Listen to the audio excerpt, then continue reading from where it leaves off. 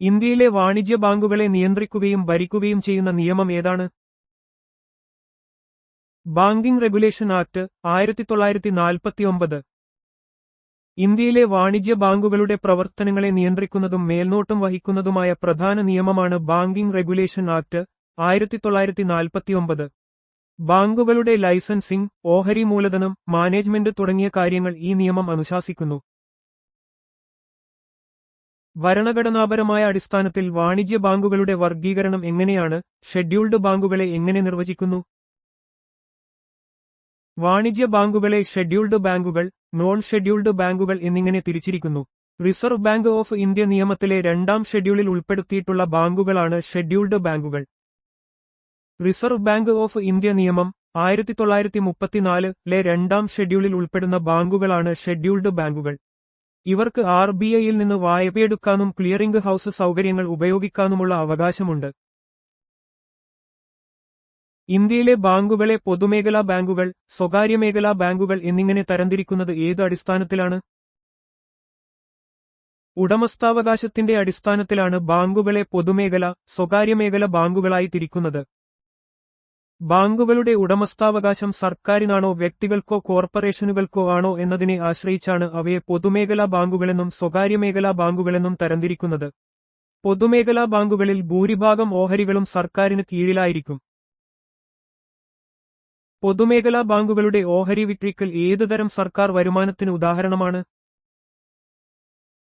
മൂലധന വരുമാനം, capital receipts.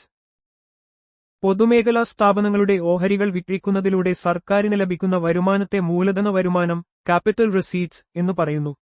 ഇത് സർക്കാരിന്റെ ആസ്തികൾ കുറയ്ക്കുകയോ ബാധ്യതകൾ വർദ്ധിപ്പിക്കുകയോ ചെയ്യുന്ന സ്വഭാവമുള്ളതാണ്. സ്റ്റേറ്റ് ബാങ്ക് ഓഫ് ഇന്ത്യ ഇന്ത്യയിലെ ആദ്യത്തെ പൊതുമേഖലാ ബാങ്കായി മാറിയത് എപ്പോഴാണ്? 1955. 1955-ൽ ഇംപീരിയൽ ബാങ്ക് ഓഫ് ഇന്ത്യയെ ദേശസാൽക്കരിച്ച് state bank of India SBI രൂപീകരിച്ചതോടെയാണ് ഇത് ഇന്ത്യയിലെ ആദ്യത്തെ പൊതുമേഖലാ ബാങ്കായി മാറിയത്. ഇത് ഇന്ത്യയുടെ ബാങ്കിംഗ് ചരിത്രത്തിലെ ഒരു സുപ്രധാന നാഴികക്കല്ലായിരുന്നു. ഇന്ത്യയിലെ പൊതുമേഖലാ ബാങ്കുകളിൽ ഏറ്റവും വലുത് ഏതാണ്? State bank of India. ആസ്തി, ശാഖകൾ, ജീവനക്കാർ, ഉപഭോക്താക്കൾ എന്നിവയുടെ അടിസ്ഥാനത്തിൽ state bank of India SBI ആണ് ഇന്ത്യയിലെ ഏറ്റവും വലിയ പൊതുമേഖലാ ബാങ്ക്. രാജ്യത്തിന്റെ സാമ്പത്തിക വ്യവസ്ഥയിൽ ഇത് നിർണായക പങ്ക് വഹിക്കുന്നു. ഇന്ത്യയിൽ ലൈഫ് ഇൻഷുറൻസ് മേഖലയിൽ പ്രവേശിച്ച ആദ്യത്തെ വാണിജ്യ ബാങ്ക് ഏതായിരുന്നു? State bank of India. State bank of India 2001-ൽ SBI life insurance company limited സ്ഥാപിച്ച് ലൈഫ് ഇൻഷുറൻസ് മേഖലയിൽ പ്രവേശിച്ച ഇന്ത്യയിലെ ആദ്യത്തെ വാണിജ്യ ബാങ്കായി. ഇതുവഴി ബാങ്കിംഗ്, ഇൻഷുറൻസ് സേവനങ്ങൾ സംയോജിപ്പിച്ച് ഉപഭോക്താക്കൾക്ക് കൂടുതൽ സമഗ്രമായ സാമ്പത്തിക പരിഹാരങ്ങൾ നൽകി. വോളണ്ടറി റിട്ടയർമെന്റ് സ്കീം VRS നടപ്പിലാക്കിയ ആദ്യത്തെ പൊതുമേഖലാ ബാങ്ക് ഏതായിരുന്നു? Punjab national bank. പൊതുമേഖലാ ബാങ്കുകൾക്കിടയിൽ ജീവനക്കാരുടെ എണ്ണം ക്രമീകരിക്കുന്നതിനും കാര്യക്ഷമത വർദ്ധിപ്പിക്കുന്നതിനുമായി 2000-ൽ വോളണ്ടറി റിട്ടയർമെന്റ് സ്കീം VRS നടപ്പിലാക്കിയ ആദ്യത്തെ ബാങ്കാണ് പഞ്ചാബ് നാഷണൽ ബാങ്ക്. ഈ പദ്ധതി ജീവനക്കാർക്ക് സ്വമേധയാ വിരമിക്കാൻ അവസരം നൽകുകയും ബാങ്കുകളുടെ മാനവ വിഭവശേഷി ഘടനയിൽ മാറ്റങ്ങൾ വരുത്തുകയും ചെയ്തു.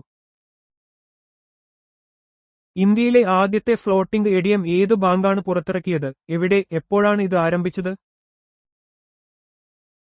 State bank of India. 2004 ഫെബ്രുവരി 9 കൊച്ചിയിൽ. 2004 ഫെബ്രുവരി 9 കൊച്ചിയിൽ സ്റ്റേറ്റ് ബാങ്ക് ഓഫ് ഇന്ത്യയാണ് ഇന്ത്യയിലെ ആദ്യത്തെ ഫ്ലോട്ടിംഗ് ATM ആരംഭിച്ചത്. ഇത് സഞ്ചരിക്കുന്ന ഒരു ATM ആയിരുന്നു. പ്രത്യേകിച്ച് ബോട്ട് ജെട്ടികളിലും മറ്റ് ജലഗതാഗത കേന്ദ്രങ്ങളിലും യാത്രക്കാർക്ക് പണമിടപാടുകൾ നടത്താൻ സഹായിക്കുന്നതിനായി രൂപകൽപ്പന ചെയ്തതായിരുന്നു ഇത്. ഈ നവീനമായ സംരംഭം ബാങ്കിംഗ് സേവനങ്ങൾ ജനങ്ങളിലേക്ക് കൂടുതൽ എളുപ്പത്തിൽ എത്തിക്കുന്നതിനുള്ള ഒരു പുതിയ ചുവടുവെപ്പായിരുന്നു. നോൺ ബാങ്കിംഗ് ഫിനാൻഷ്യൽ കമ്പനിയെ NBFC ഒരു ബാങ്കുമായി ലയിപ്പിച്ച് ഇന്ത്യയിൽ രൂപീകൃതമായ ആദ്യത്തെ ബാങ്ക് ഏതാണ്? Kotak Mahindra bank limited. Non banking financial കമ്പനിയായിരുന്ന കൊട്ടക് മഹീന്ദ്ര ഫിനാൻസ് ലിമിറ്റഡിനെ ഒരു ബാങ്കായി പരിവർത്തനം ചെയ്താണ് കൊട്ടക് മഹീന്ദ്ര ബാങ്ക് ലിമിറ്റഡ് രൂപീകരിച്ചത്. 2003-ലാണ് ഈ ലയനം നടന്നത്. ഒരു NBFCയെ ബാങ്കുമായി ലയിപ്പിച്ച് രൂപീകരിച്ച ഇന്ത്യയിലെ ആദ്യത്തെ ബാങ്ക് എന്ന നിലയിൽ ഇത് ഇന്ത്യൻ ബാങ്കിംഗ് മേഖലയിൽ ഒരു പുതിയ മാതൃക സ്ഥാപിച്ചു. ബാങ്കിംഗ് സംവിധാനം പുനഃസംഘടിപ്പിക്കുന്നതിനുള്ള നിർദ്ദേശങ്ങൾ നൽകുന്നതിനായി നരസിംഹം കമ്മിറ്റി രൂപീകരിച്ചത് ഏതു വർഷമാണ്? 1991. ഇന്ത്യൻ ബാങ്കിംഗ് മേഖലയിലെ പരിഷ്കാരങ്ങൾക്ക് നിർദ്ദേശങ്ങൾ നൽകുന്നതിനായി 1991-ൽ എം. നരസിംഹം അധ്യക്ഷനായി ഒരു കമ്മിറ്റി രൂപീകരിച്ചു. ഈ കമ്മിറ്റിയുടെ ശുപാർശകൾ ഇന്ത്യൻ ബാങ്കിംഗ് മേഖലയെ കൂടുതൽ കാര്യക്ഷമവും മത്സരാധിഷ്ഠിതവുമാക്കുന്നതിൽ നിർണായക പങ്ക് വഹിച്ചു. ബാങ്കിംഗ് മേഖലയിലെ സ്വകാര്യവൽക്കരണം, മൂലധന പര്യാപ്തത, ആസ്തി ഗുണമേന്മ തുടങ്ങിയ വിഷയങ്ങളിൽ നിർണായക മാറ്റങ്ങൾക്ക് ഇത് വഴിയൊരുക്കി. ഇന്ത്യയിൽ ബാങ്ക് ദേശസാൽക്കരണത്തിന്റെ ആദ്യഘട്ടത്തിൽ എപ്പോഴാണ് എത്ര ബാങ്കുകൾ ദേശസാൽക്കരിച്ചത്? 1969 ജൂലൈ 19, 14 ബാങ്കുകൾ. ഇന്ത്യയിൽ ബാങ്ക് ദേശസാൽക്കരണത്തിന്റെ ആദ്യഘട്ടം 1969 ജൂലൈ 19 നടന്നു. ഈ ഘട്ടത്തിൽ 14 വലിയ സ്വകാര്യ ബാങ്കുകളെയാണ് ദേശസാൽക്കരിച്ചത്. ജനങ്ങളിലേക്ക് ബാങ്കിംഗ് സേവനങ്ങൾ വ്യാപിപ്പിക്കുന്നതിനും സാമ്പത്തിക ഉൾക്കൊള്ളൽ ഉറപ്പാക്കുന്നതിനും രാജ്യത്തിന്റെ വികസന ലക്ഷ്യങ്ങളെ പിന്തുണയ്ക്കുന്നതിനും വേണ്ടിയാണ് അന്നത്തെ സർക്കാർ ഈ സുപ്രധാന തീരുമാനമെടുത്തത്. ഇന്ത്യയിൽ ബാങ്ക് ദേശസാൽക്കരണത്തിന്റെ രണ്ടാം ഘട്ടത്തിൽ എപ്പോഴാണ് എത്ര ബാങ്കുകൾ ദേശസാൽക്കരിച്ചത്? 1980 ഏപ്രിൽ 15, 6 ബാങ്കുകൾ. ഇന്ത്യൻ ബാങ്ക് ദേശസാൽക്കരണത്തിന്റെ രണ്ടാം ഘട്ടം 1980 ഏപ്രിൽ 15 നടന്നു. ഈ ഘട്ടത്തിൽ 6 സ്വകാര്യ ബാങ്കുകളെ കൂടി ദേശസാൽക്കരിച്ചു. ഇത് രാജ്യത്തിന്റെ സാമ്പത്തിക നയങ്ങൾ സാമൂഹിക ലക്ഷ്യങ്ങളുമായി കൂടുതൽ യോജിപ്പിക്കുന്നതിനും ബാങ്കിംഗ് വിഭവങ്ങൾ ഗ്രാമീണ മേഖലയിലേക്കും കാർഷിക മേഖലയിലേക്കും കൂടുതൽ എത്തിക്കുന്നതിനും ലക്ഷ്യമിട്ടു. ഇന്ത്യയിൽ റീജിയണൽ റൂറൽ ബാങ്കുകൾ RRBS സ്ഥാപിക്കാൻ ശുപാർശ ചെയ്ത കമ്മിറ്റികൾ ഏതൊക്കെയാണ്? RG സരേയുടെ അധ്യക്ഷതയിലുള്ള ബാങ്കിംഗ് കമ്മീഷൻ 1972, നരസിംഹം കമ്മിറ്റി 1975. ഇന്ത്യയിൽ ഗ്രാമീണ ബാങ്കിംഗ് സേവനങ്ങൾ ശക്തിപ്പെടുത്തുന്നതിനായി റീജിയണൽ റൂറൽ ബാങ്കുകൾ RRBS സ്ഥാപിക്കാൻ നിരവധി കമ്മിറ്റികൾ ശുപാർശ ചെയ്തിട്ടുണ്ട്. RG സരേയുടെ നേതൃത്വത്തിലുള്ള ബാങ്കിംഗ് കമ്മീഷൻ 1972, പ്രത്യേകിച്ച് 1975-ൽ രൂപീകരിച്ച എം. നരസിംഹം കമ്മിറ്റി എന്നിവയുടെ ശുപാർശകൾ RRBകളുടെ സ്ഥാപനത്തിന് നിർണായക പങ്ക് വഹിച്ചു. ഗ്രാമീണ മേഖലയിലെ ദുർബല വിഭാഗങ്ങൾക്ക് വായ്പയും മറ്റ് സാമ്പത്തിക സഹായങ്ങളും ലഭ്യമാക്കുക എന്നതായിരുന്നു RRBകളുടെ പ്രധാന ലക്ഷ്യം. ഇന്ത്യയിൽ റീജിയണൽ റൂറൽ ബാങ്കുകളുടെ RRBS സ്ഥാപനം ഔദ്യോഗികമായി എപ്പോഴാണ് ആരംഭിച്ചത്? 1975 ഒക്ടോബർ 2. ഗ്രാമീണ മേഖലയിലെ ജനങ്ങൾക്ക് വായ്പാ സൗകര്യങ്ങൾ ലഭ്യമാക്കുന്നതിനായി 1975 ഒക്ടോബർ 2-നാണ് ഇന്ത്യയിൽ റീജിയണൽ റൂറൽ ബാങ്കുകൾ RRBS ഔദ്യോഗികമായി നിലവിൽ വന്നത്. ഈ സ്ഥാപനങ്ങൾ ഗ്രാമീണ സമ്പദ്വ്യവസ്ഥയെ പിന്തുണയ്ക്കുന്നതിനും കാർഷിക, ചെറുകിട വ്യവസായ മേഖലകളിലേക്ക് ധനസഹായം എത്തിക്കുന്നതിനും പ്രധാന പങ്ക് വഹിച്ചു. മഹാത്മാഗാന്ധിയുടെ ജന്മദിനമായ ഒക്ടോബർ 2-ന് ഇത് ആരംഭിച്ചത് ഗ്രാമീണ വികസനത്തോടുള്ള പ്രതിബദ്ധതയുടെ പ്രതീകമായി കണക്കാക്കപ്പെടുന്നു. ഇന്ത്യയിലെ ആദ്യത്തെ റീജിയണൽ റൂറൽ ബാങ്കായ പ്രഥമ ബാങ്കിന്റെ ആസ്ഥാനം എവിടെയാണ് സ്ഥിതി ചെയ്യുന്നത്? ഉത്തർപ്രദേശ്. ഇന്ത്യയിലെ ആദ്യത്തെ റീജിയണൽ റൂറൽ ബാങ്കായ പ്രഥമ ബാങ്ക് ഉത്തർപ്രദേശിലെ മൊറാദാബാദിലാണ് മൊറാദാബാദ് ആസ്ഥാനമായി പ്രവർത്തിച്ചിരുന്നത്. 1975 ഒക്ടോബർ 2-ന് സ്ഥാപിതമായ ഈ ബാങ്ക് ഗ്രാമീണ മേഖലയിലെ സാധാരണക്കാർക്ക് ബാങ്കിംഗ് സേവനങ്ങൾ ലഭ്യമാക്കുക എന്ന ലക്ഷ്യത്തോടെയാണ് പ്രവർത്തനം ആരംഭിച്ചത്. ഗ്രാമീണ ധനകാര്യ മേഖലയിൽ ഇതൊരു മാതൃക സ്ഥാപിച്ചു. 1975 ഒക്ടോബർ 2-ന് എത്ര പ്രാദേശിക ഗ്രാമീണ ബാങ്കുകൾ RRBകൾ സ്ഥാപിക്കപ്പെട്ടു? അവ ഏതൊക്കെ സംസ്ഥാനങ്ങളിലായിരുന്നു സ്ഥിതി ചെയ്തിരുന്നത്? 5 RRBകൾ സ്ഥാപിക്കപ്പെട്ടു. ഉത്തർപ്രദേശിൽ 2 എണ്ണം, മൊറാദാബാദ്, ഗോരഖ്പൂർ, ഹരിയാനയിൽ 1, ഭിവാണി, രാജസ്ഥാനിൽ 1, ജയ്പൂർ, ബംഗാളിൽ 1, മാൽഡ. 1975 ഒക്ടോബർ 2-ന് 5 പ്രാദേശിക ഗ്രാമീണ ബാങ്കുകൾ RRBകൾ സ്ഥാപിക്കപ്പെട്ടു. നരസിംഹം കമ്മിറ്റിയുടെ ശുപാർശകളെ തുടർന്ന് ഗ്രാമീണ മേഖലകളിൽ ബാങ്കിംഗ് സൗകര്യങ്ങൾ ലഭ്യമാക്കുക എന്നതായിരുന്നു ഇവയുടെ പ്രധാന ലക്ഷ്യം. ഇത് ഗ്രാമീണ ധനകാര്യ വികസനത്തിലെ ഒരു സുപ്രധാന ചുവടുവയ്പായിരുന്നു. പ്രാദേശിക ഗ്രാമീണ ബാങ്കുകളിലെ RRBകൾ കേന്ദ്ര സർക്കാർ, സംസ്ഥാന സർക്കാർ, സ്പോൺസർ ബാങ്ക് എന്നിവയുടെ മൂലധന വിഹിത അനുപാതം എത്രയാണ്? കേന്ദ്ര സർക്കാർ 50%, സംസ്ഥാന സർക്കാർ 15%, സ്പോൺസർ ബാങ്ക് 35%. പ്രാദേശിക ഗ്രാമീണ ബാങ്കുകൾക്ക് RRBകൾ കേന്ദ്ര സർക്കാർ, സംസ്ഥാന സർക്കാർ, സ്പോൺസർ ബാങ്ക് എന്നിവയിൽ നിന്ന് മൂലധനം ലഭിക്കുന്നു. ഈ 50 മണിക്കൂർ 15 മിനിറ്റ് 35 സെക്കൻഡ് എന്ന അനുപാതം RRBകളുടെ സാമ്പത്തിക ഘടനയെയും പ്രവർത്തനത്തെയും നിയന്ത്രിക്കുന്നതിൽ പ്രധാന പങ്ക് വഹിക്കുന്നു. ഗ്രാമീണ ധനസഹായം ശക്തിപ്പെടുത്തുന്നതിനുള്ള ഒരു സഹകരണ മാതൃകയാണിത്. 2019 ഏപ്രിൽ 1 മുതൽ ബാങ്ക് ഓഫ് ബറോഡയുമായി ലയിച്ച ബാങ്കുകൾ ഏതെല്ലാം? വിജയ ബാങ്കും ദേന ബാങ്കും. 2019 ഏപ്രിൽ 1 മുതൽ വിജയ ബാങ്കിനെയും ദേന ബാങ്കിനെയും ബാങ്ക് ഓഫ് ബറോഡയുമായി ലയിപ്പിച്ചു. പൊതുമേഖലാ ബാങ്കുകളുടെ ഏകീകരണത്തിന്റെ ഭാഗമായി നടപ്പിലാക്കിയ ഈ ലയനം ബാങ്കുകളുടെ കാര്യക്ഷമത വർദ്ധിപ്പിക്കാനും ആസ്തി വലുപ്പം കൂട്ടാനും ലക്ഷ്യമിട്ടുള്ളതായിരുന്നു. ഇത് ഇന്ത്യയിലെ ബാങ്കിംഗ് മേഖലയിൽ ഒരു സുപ്രധാന മാറ്റത്തിന് തുടക്കമിട്ടു. 2019 ഓഗസ്റ്റിൽ Punjab national bank, Canara bank, union bank of India, Indian bank എന്നിവയുമായി യഥാക്രമം ഏതൊക്കെ പൊതുമേഖലാ ബാങ്കുകളാണ് ലയിച്ചത്? ഓറിയന്റൽ ബാങ്ക് ഓഫ് കൊമേഴ്സും യുണൈറ്റഡ് ബാങ്ക് ഓഫ് ഇന്ത്യയും പഞ്ചാബ് നാഷണൽ ബാങ്കുമായി, സിൻഡിക്കേറ്റ് ബാങ്ക് കനറ ബാങ്കുമായി, ആന്ധ്ര ബാങ്കും കോർപ്പറേഷൻ ബാങ്കും യൂണിയൻ ബാങ്ക് ഓഫ് ഇന്ത്യയുമായി, അലഹബാദ് ബാങ്ക് ഇന്ത്യൻ ബാങ്കുമായി. 2019 ഓഗസ്റ്റിൽ പ്രഖ്യാപിച്ച ഈ ലയനങ്ങൾ ഇന്ത്യയിലെ ബാങ്കിംഗ് മേഖലയിലെ ഏറ്റവും വലിയ ഏകീകരണങ്ങളിൽ ഒന്നായിരുന്നു.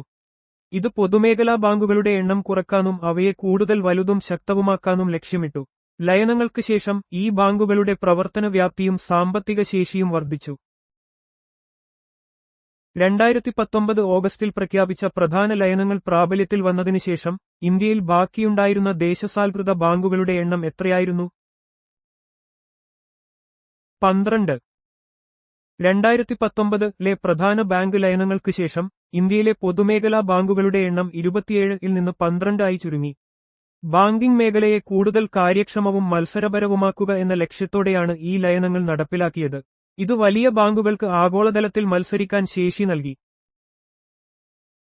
Non banking financial company (NBFC) എന്നറിയപ്പെടുന്ന ഒരു പുതിയ വിഭാഗം മൈക്രോ ഫിനാൻസ് സ്ഥാപനം രൂപീകരിക്കാൻ ശുപാർശ ചെയ്ത കമ്മിറ്റി ഏതാണ്? മാലേഗം കമ്മിറ്റി.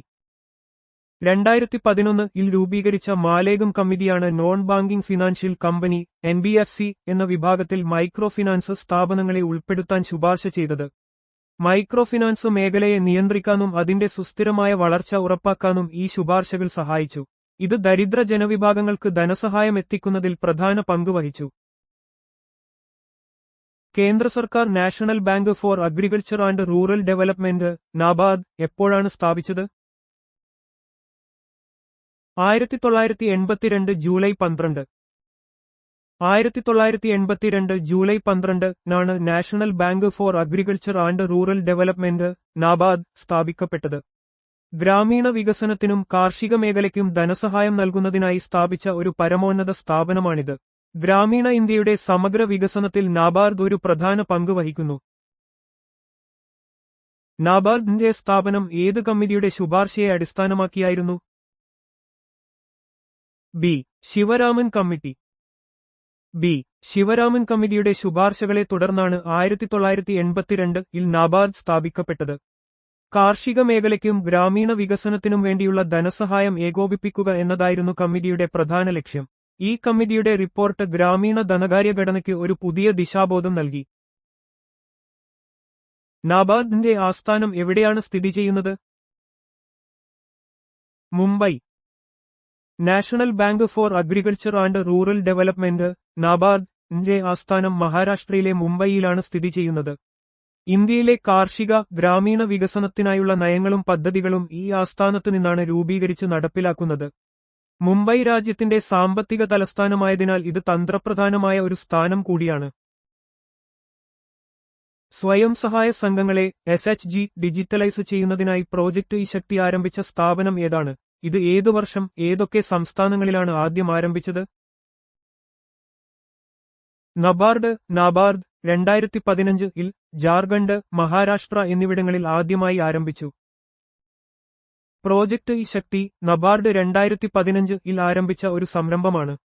സ്വയം സഹായ സംഘങ്ങളെ ഡിജിറ്റലൈസ് ചെയ്യുകയും അവരുടെ സാമ്പത്തിക ഇടപാടുകളും വിവരങ്ങളും കാര്യക്ഷമമാക്കുക എന്നതുമാണ് ഇതിന്റെ പ്രധാന ലക്ഷ്യം.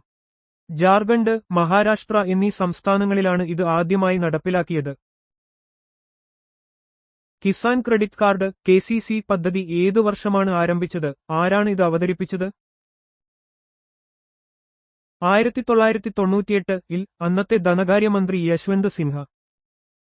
കർഷകർക്ക് സമയബന്ധിതവും മതിയായതുമായ വായ്പ ലഭ്യമാക്കുക എന്ന ലക്ഷ്യത്തോടെയാണ് കിസാൻ ക്രെഡിറ്റ് കാർഡ് KCC പദ്ധതി 1998-ൽ അവതരിപ്പിച്ചത്. അന്നത്തെ ധനകാര്യമന്ത്രിയായിരുന്ന യശ്വന്ത് സിൻഹയാണ് ഈ പദ്ധതിക്ക് തുടക്കമിട്ടത്.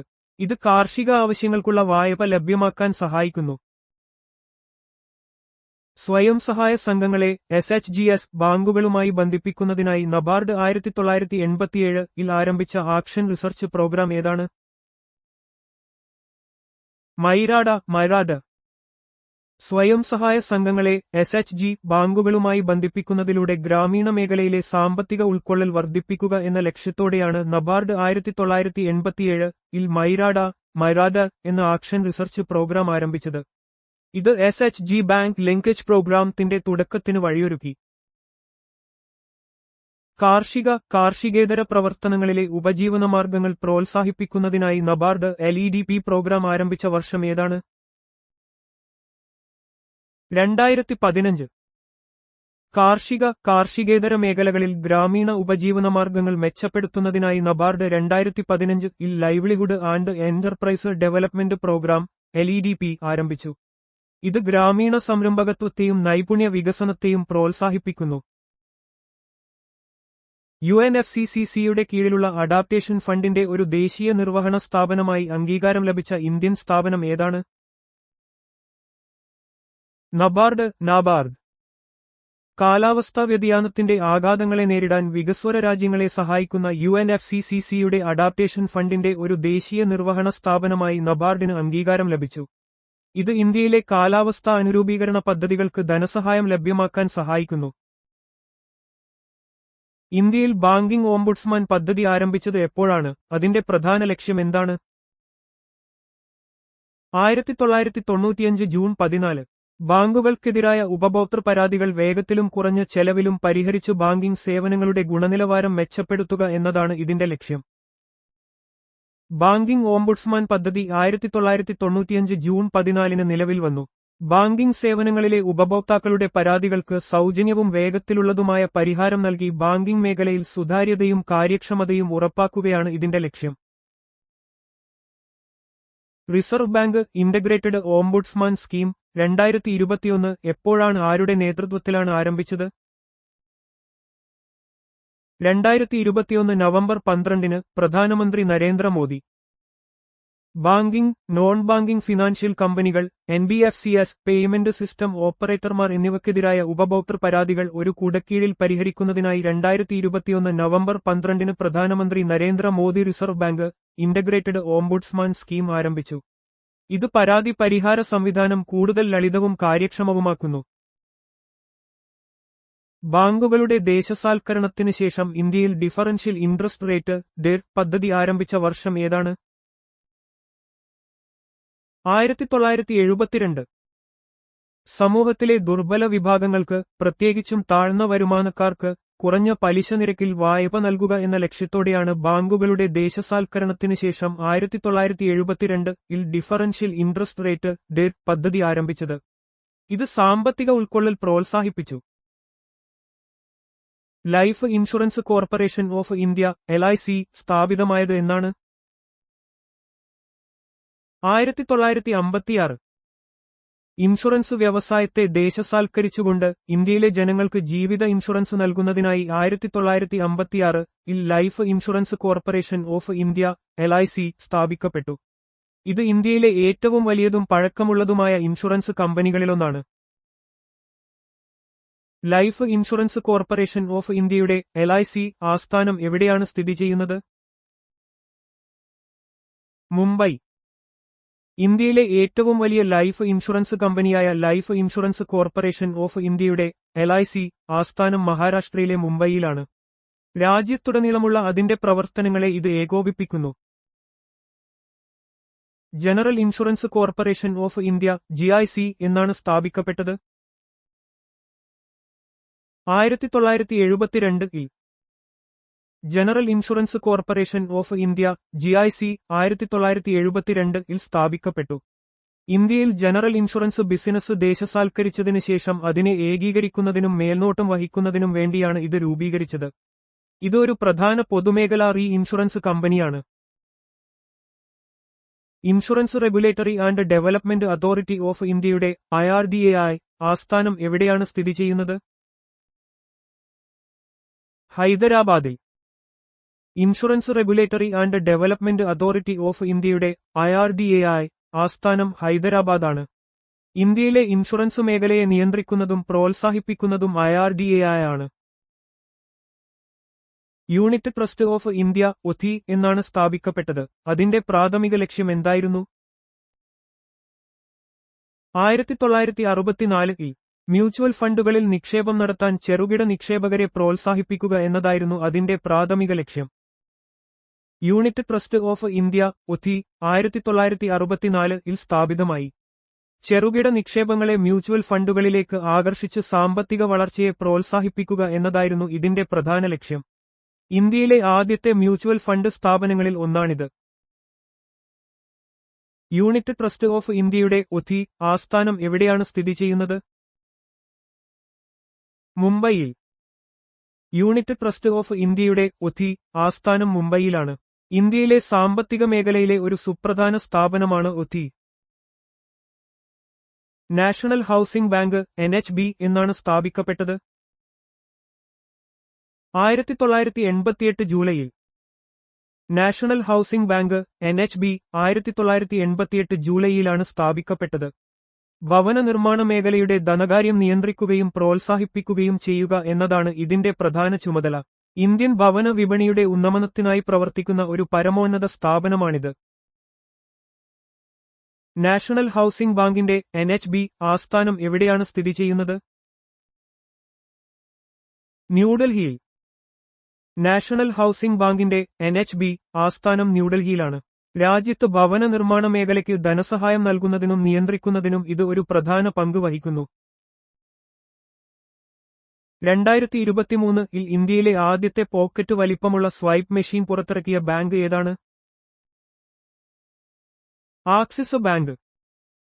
2023-ൽ ആക്സിസ് ബാങ്കാണ് ഇന്ത്യയിലെ ആദ്യത്തെ പോക്കറ്റ് വലിപ്പമുള്ള സ്വൈപ്പ് മെഷീൻ അവതരിപ്പിച്ചത്. ചെറുകിട വ്യാപാരികൾക്കും ബിസിനസ് സ്ഥാപനങ്ങൾക്കും എളുപ്പത്തിൽ പേയ്മെന്റുകൾ സ്വീകരിക്കാൻ ഇത് സഹായിക്കുന്നു. ഇത് ഡിജിറ്റൽ പേയ്മെന്റുകൾ പ്രോത്സാഹിപ്പിക്കാനുള്ള ഒരു ചുവടുവെപ്പാണ്. എന്താണ് ധനനയം, മോണിറ്ററി പോളിസി?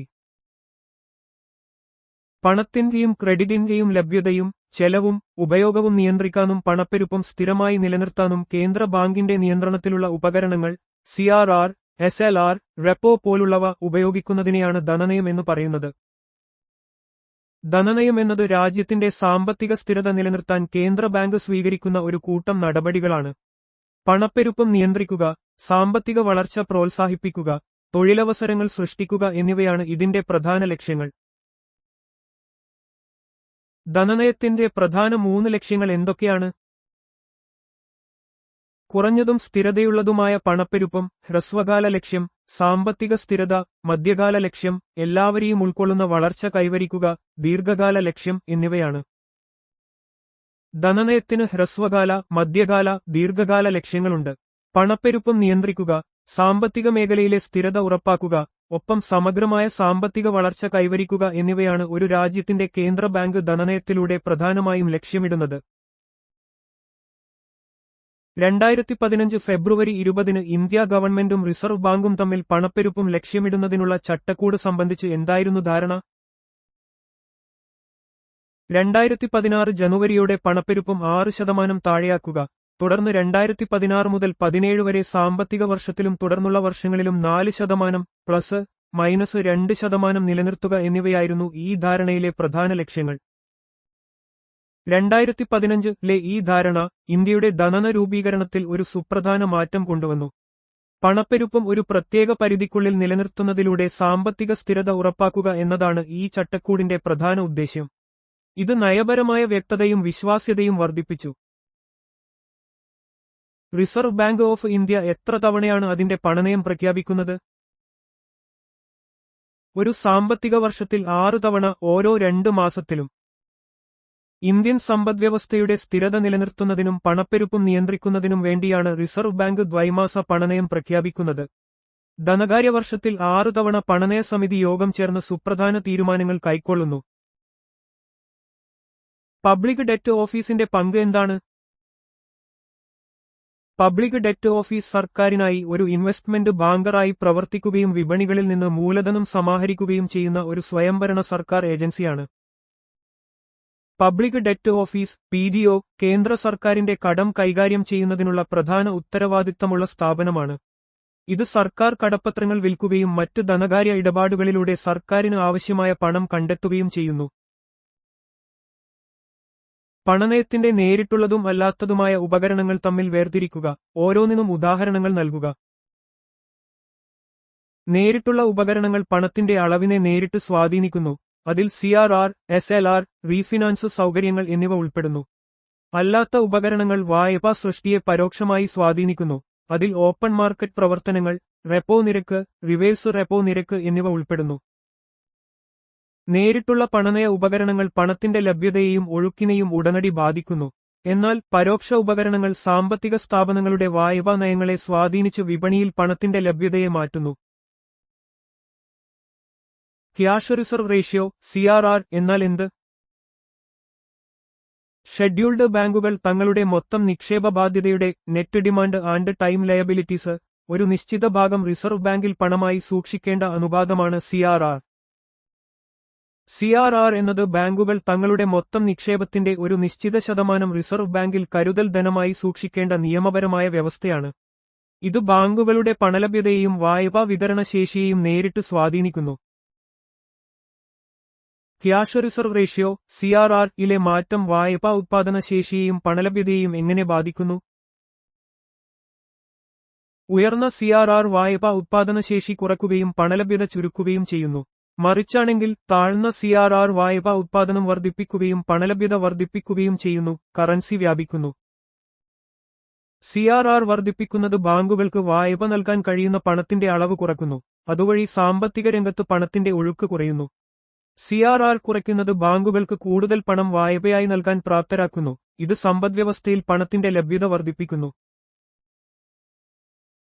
മണി മൾട്ടിപ്ലയർ കണക്കാക്കാൻ ഏത് അനുപാതമാണ് ഉപയോഗിക്കുന്നത്? റിസർവ് ഫണ്ട് റേഷ്യോ അല്ലെങ്കിൽ ക്യാഷ് റിസർവ് റേഷ്യോ. ഒരു സമ്പദ്വ്യവസ്ഥയിൽ പ്രാരംഭ നിക്ഷേപത്തിൽ നിന്ന് എത്രത്തോളം പണം സൃഷ്ടിക്കപ്പെടുന്നു എന്ന് അളക്കുന്ന സൂചകമാണ് മണി മൾട്ടിപ്ലയർ. ഇത് റിസർവ് ഫണ്ട് റേഷ്യോ, പ്രധാനമായും CRR യുമായി നേരിട്ട് ബന്ധപ്പെട്ടിരിക്കുന്നു. CRR കുറയുമ്പോൾ മണി മൾട്ടിപ്ലയർ കൂടുന്നു. ഇത് കൂടുതൽ പണം സൃഷ്ടിക്കാൻ സഹായിക്കുന്നു. ബ്രിട്ടീഷ് ഇന്ത്യയുടെ അവസാന വൈസ്രോയിയും സ്വതന്ത്ര ഇന്ത്യയുടെ ആദ്യ ഗവർണർ ജനറലും ആരായിരുന്നു? Lord Mountbatten. Lord Mountbatten British ഇന്ത്യയുടെ അവസാന വൈസ്രോയിയും തുടർന്ന് സ്വതന്ത്ര ഇന്ത്യയുടെ ആദ്യ ഗവർണർ ജനറലുമായും സേവനമനുഷ്ഠിച്ചു. ഇന്ത്യയെയും പാകിസ്ഥാനെയും വിഭജിക്കാനുള്ള പദ്ധതി തയ്യാറാക്കിയതും ഇന്ത്യയുടെ സ്വാതന്ത്ര്യ പ്രക്രിയക്ക് നേതൃത്വം നൽകിയതും അദ്ദേഹമാണ്. ഇന്ത്യയുടെ ഏത് വൈസ്രോയിക്കാണ് 1936 മുതൽ 1943 വരെ ഏറ്റവും ദൈർഘ്യമേറിയ തുടർച്ചയായ ഭരണകാലം ഉണ്ടായിരുന്നത്?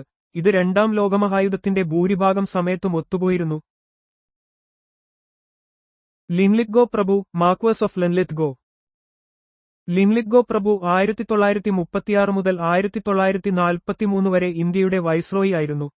അദ്ദേഹത്തിന്റെ ഭരണകാലം രണ്ടാം ലോകമഹായുദ്ധവുമായി 1939 മുതൽ 1945 വരെ ഒത്തുപോയിരുന്നതിനാൽ ഇത് ഇന്ത്യൻ രാഷ്ട്രീയത്തിൽ നിർണായക സ്വാധീനം ചെലുത്തി.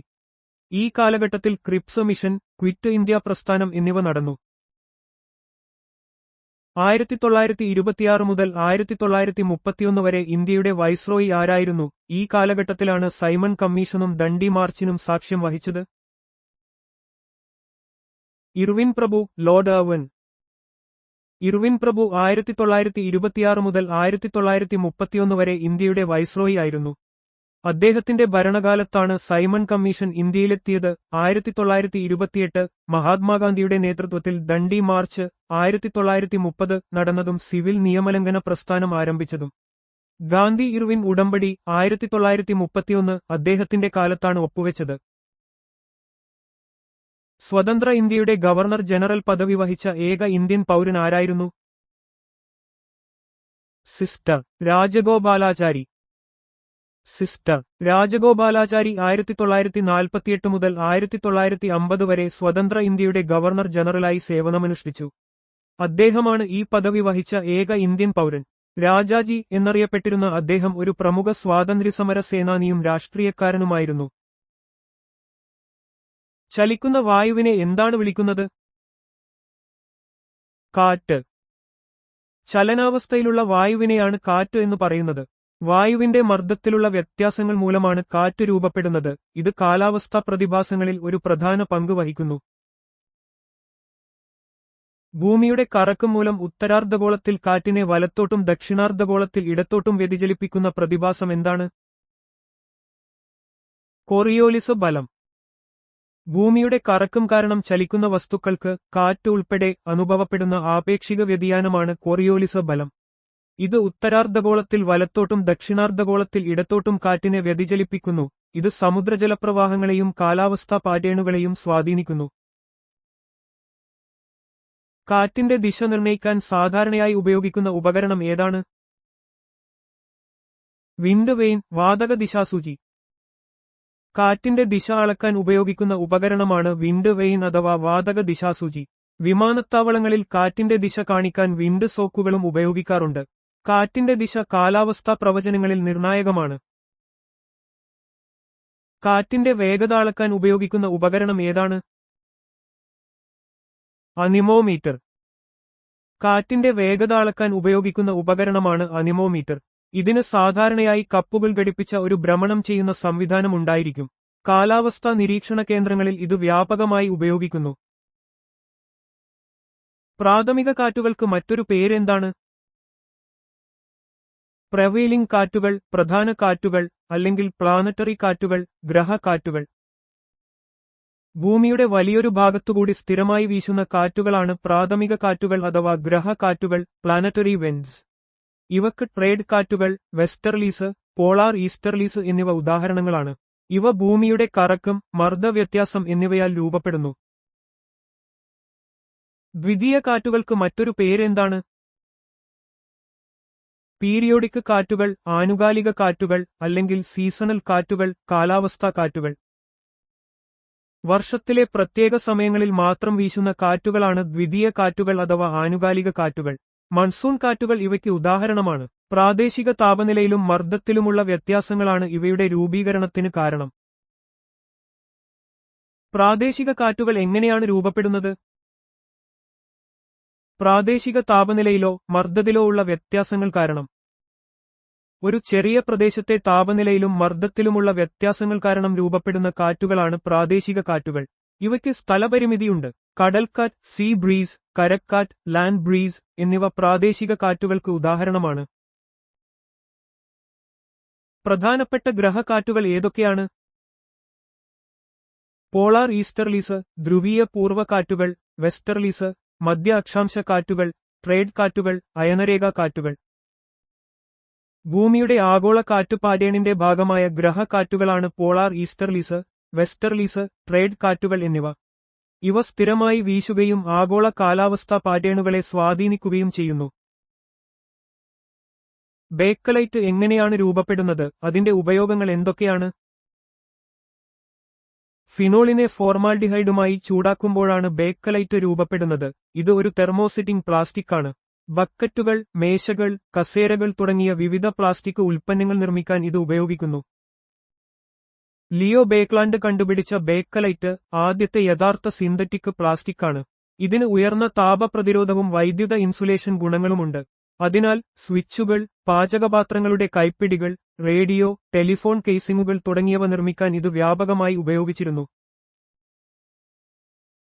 സിന്തറ്റിക് നാരുകളുടെ പശ്ചാത്തലത്തിൽ നൈലോണിന്റെ പ്രാധാന്യം എന്താണ്? മനുഷ്യൻ ആദ്യമായി നിർമ്മിച്ച പൂർണ്ണമായും സിന്തറ്റിക് നാരുകളാണ് നൈലോൺ. ഇത് ചെറിയ ഓർഗാനിക് തന്മാത്രകളുടെ പോളിമറൈസേഷൻ വഴി രൂപപ്പെടുന്നു. നൈലോൺ 1930കളിൽ വാൾലസ് കരോത്തേൽസ് കണ്ടുപിടിച്ച ഒരു പോളിമറാണ്. അതിന്റെ ഉയർന്ന ശക്തിയും ഇലാസ്തികതയും കാരണം വസ്ത്രനിർമ്മാണം, കയറുകൾ, മത്സ്യബന്ധന വലകൾ തുടങ്ങിയ വ്യാവസായിക ആവശ്യങ്ങൾക്കായി ഇത് വ്യാപകമായി ഉപയോഗിക്കുന്നു. റെക്സിൻ എന്നാൽ എന്താണ്? അത് എങ്ങനെയാണ് നിർമ്മിക്കുന്നത്? സെല്ലുലോസ് അല്ലെങ്കിൽ സസ്യങ്ങളിൽ നിന്ന് രൂപപ്പെടുന്ന ഒരുതരം കൃത്രിമ തുകലാണ് റെക്സിൻ. ജാക്കറ്റുകൾ, ക്യാൻവാസ്, ഷൂസുകൾ, ചെരുപ്പുകൾ തുടങ്ങിയ ഉൽപ്പന്നങ്ങൾ നിർമ്മിക്കാൻ ഇത് ഉപയോഗിക്കുന്നു. റെക്സിൻ, PVC, പോളിവിനൈൽ ക്ലോറൈഡ് ഉപയോഗിച്ച് നിർമ്മിക്കുന്ന കൃത്രിമ തുകലിന്റെ ഒരു വ്യാപാരമുദ്രയാണ്. യഥാർത്ഥ തുകലിന് പകരമായി ചെലവ് കുറഞ്ഞതും പരിപാലിക്കാൻ എളുപ്പമുള്ളതുമായ ഒരു ബദലായി ഇത് ഉപയോഗിക്കുന്നു. കടലാസിന്റെ പ്രധാന ഘടകം എന്താണ്? ശുദ്ധമായ സെല്ലുലോസ് കൊണ്ടാണ് കടലാസ് നിർമ്മിച്ചിരിക്കുന്നത്. സസ്യകോശഭിത്തികളുടെ പ്രധാന ഘടകമായ സെല്ലുലോസ് ഒരു കാർബോഹൈഡ്രേറ്റ് പോളിമറാണ്. മരങ്ങൾ, പരുത്തി, ചണം തുടങ്ങിയ സസ്യസ്രോതസ്സുകളിൽ നിന്നാണ് പേപ്പർ നിർമ്മാണത്തിനുള്ള സെല്ലുലോസ് ലഭിക്കുന്നത്. ഏറ്റവും ഭാരം കുറഞ്ഞ മൂലകം ഏതാണ്? ഹൈഡ്രജനാണ് ഏറ്റവും ഭാരം കുറഞ്ഞ മൂലകം. ആവർത്തന പട്ടികയിലെ ഒന്നാമത്തെ മൂലകമാണ് ഹൈഡ്രജൻ. പ്രപഞ്ചത്തിൽ ഏറ്റവും കൂടുതലുള്ള മൂലകവും ഇതാണ്. അതിന്റെ അറ്റോമിക സംഖ്യ 1 ആണ്. ഏറ്റവും ഭാരം കൂടിയ മൂലകങ്ങളായി കണക്കാക്കപ്പെടുന്നത് ഏവയാണ്? ഓസ്മിയം, OS, ഇറിഡിയം, IR എന്നിവയാണ് ഏറ്റവും ഭാരം കൂടിയ മൂലകങ്ങളായി കണക്കാക്കപ്പെടുന്നത്. ഈ രണ്ട് മൂലകങ്ങളും വളരെ ഉയർന്ന സാന്ദ്രതയുള്ളവയാണ്. ഓസ്മിയം സാന്ദ്രത 2.259 CuBiCgRAMPERCENTIMETER ആവർത്തന പട്ടികയിലെ ഏറ്റവും സാന്ദ്രത കൂടിയ മൂലകമായി കണക്കാക്കപ്പെടുന്നു. തൊട്ടുപിന്നാലെ ഇറിഡിയം സാന്ദ്രത 2.256 CuBiCgRAMPERCENTIMETER വരുന്നു.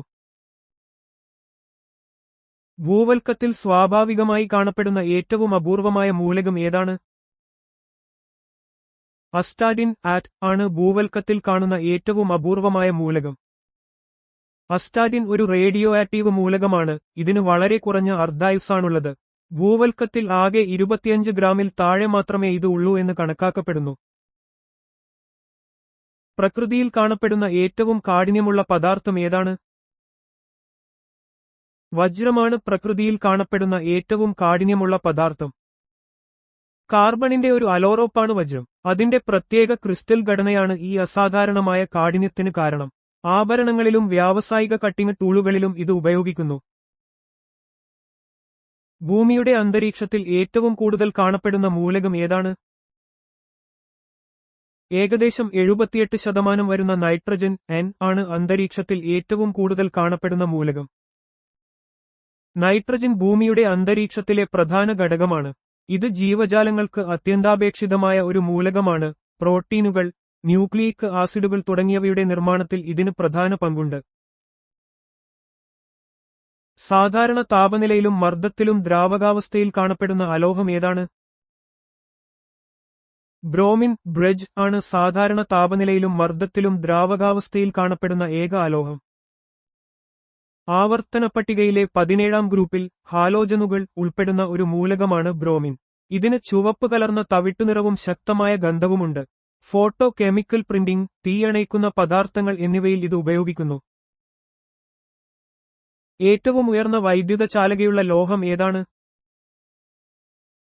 വെള്ളി ലോഹത്തിനാണ് ഏറ്റവും ഉയർന്ന വൈദ്യുത ചാലകയുള്ളത്. ഉയർന്ന വൈദ്യുത ചാലക കാരണം വെള്ളി ഇലക്ട്രോണിക് ഘടകങ്ങളിലും ഉയർന്ന നിലവാരമുള്ള ഇലക്ട്രിക്കൽ വയറിംഗിലും ഉപയോഗിക്കുന്നു.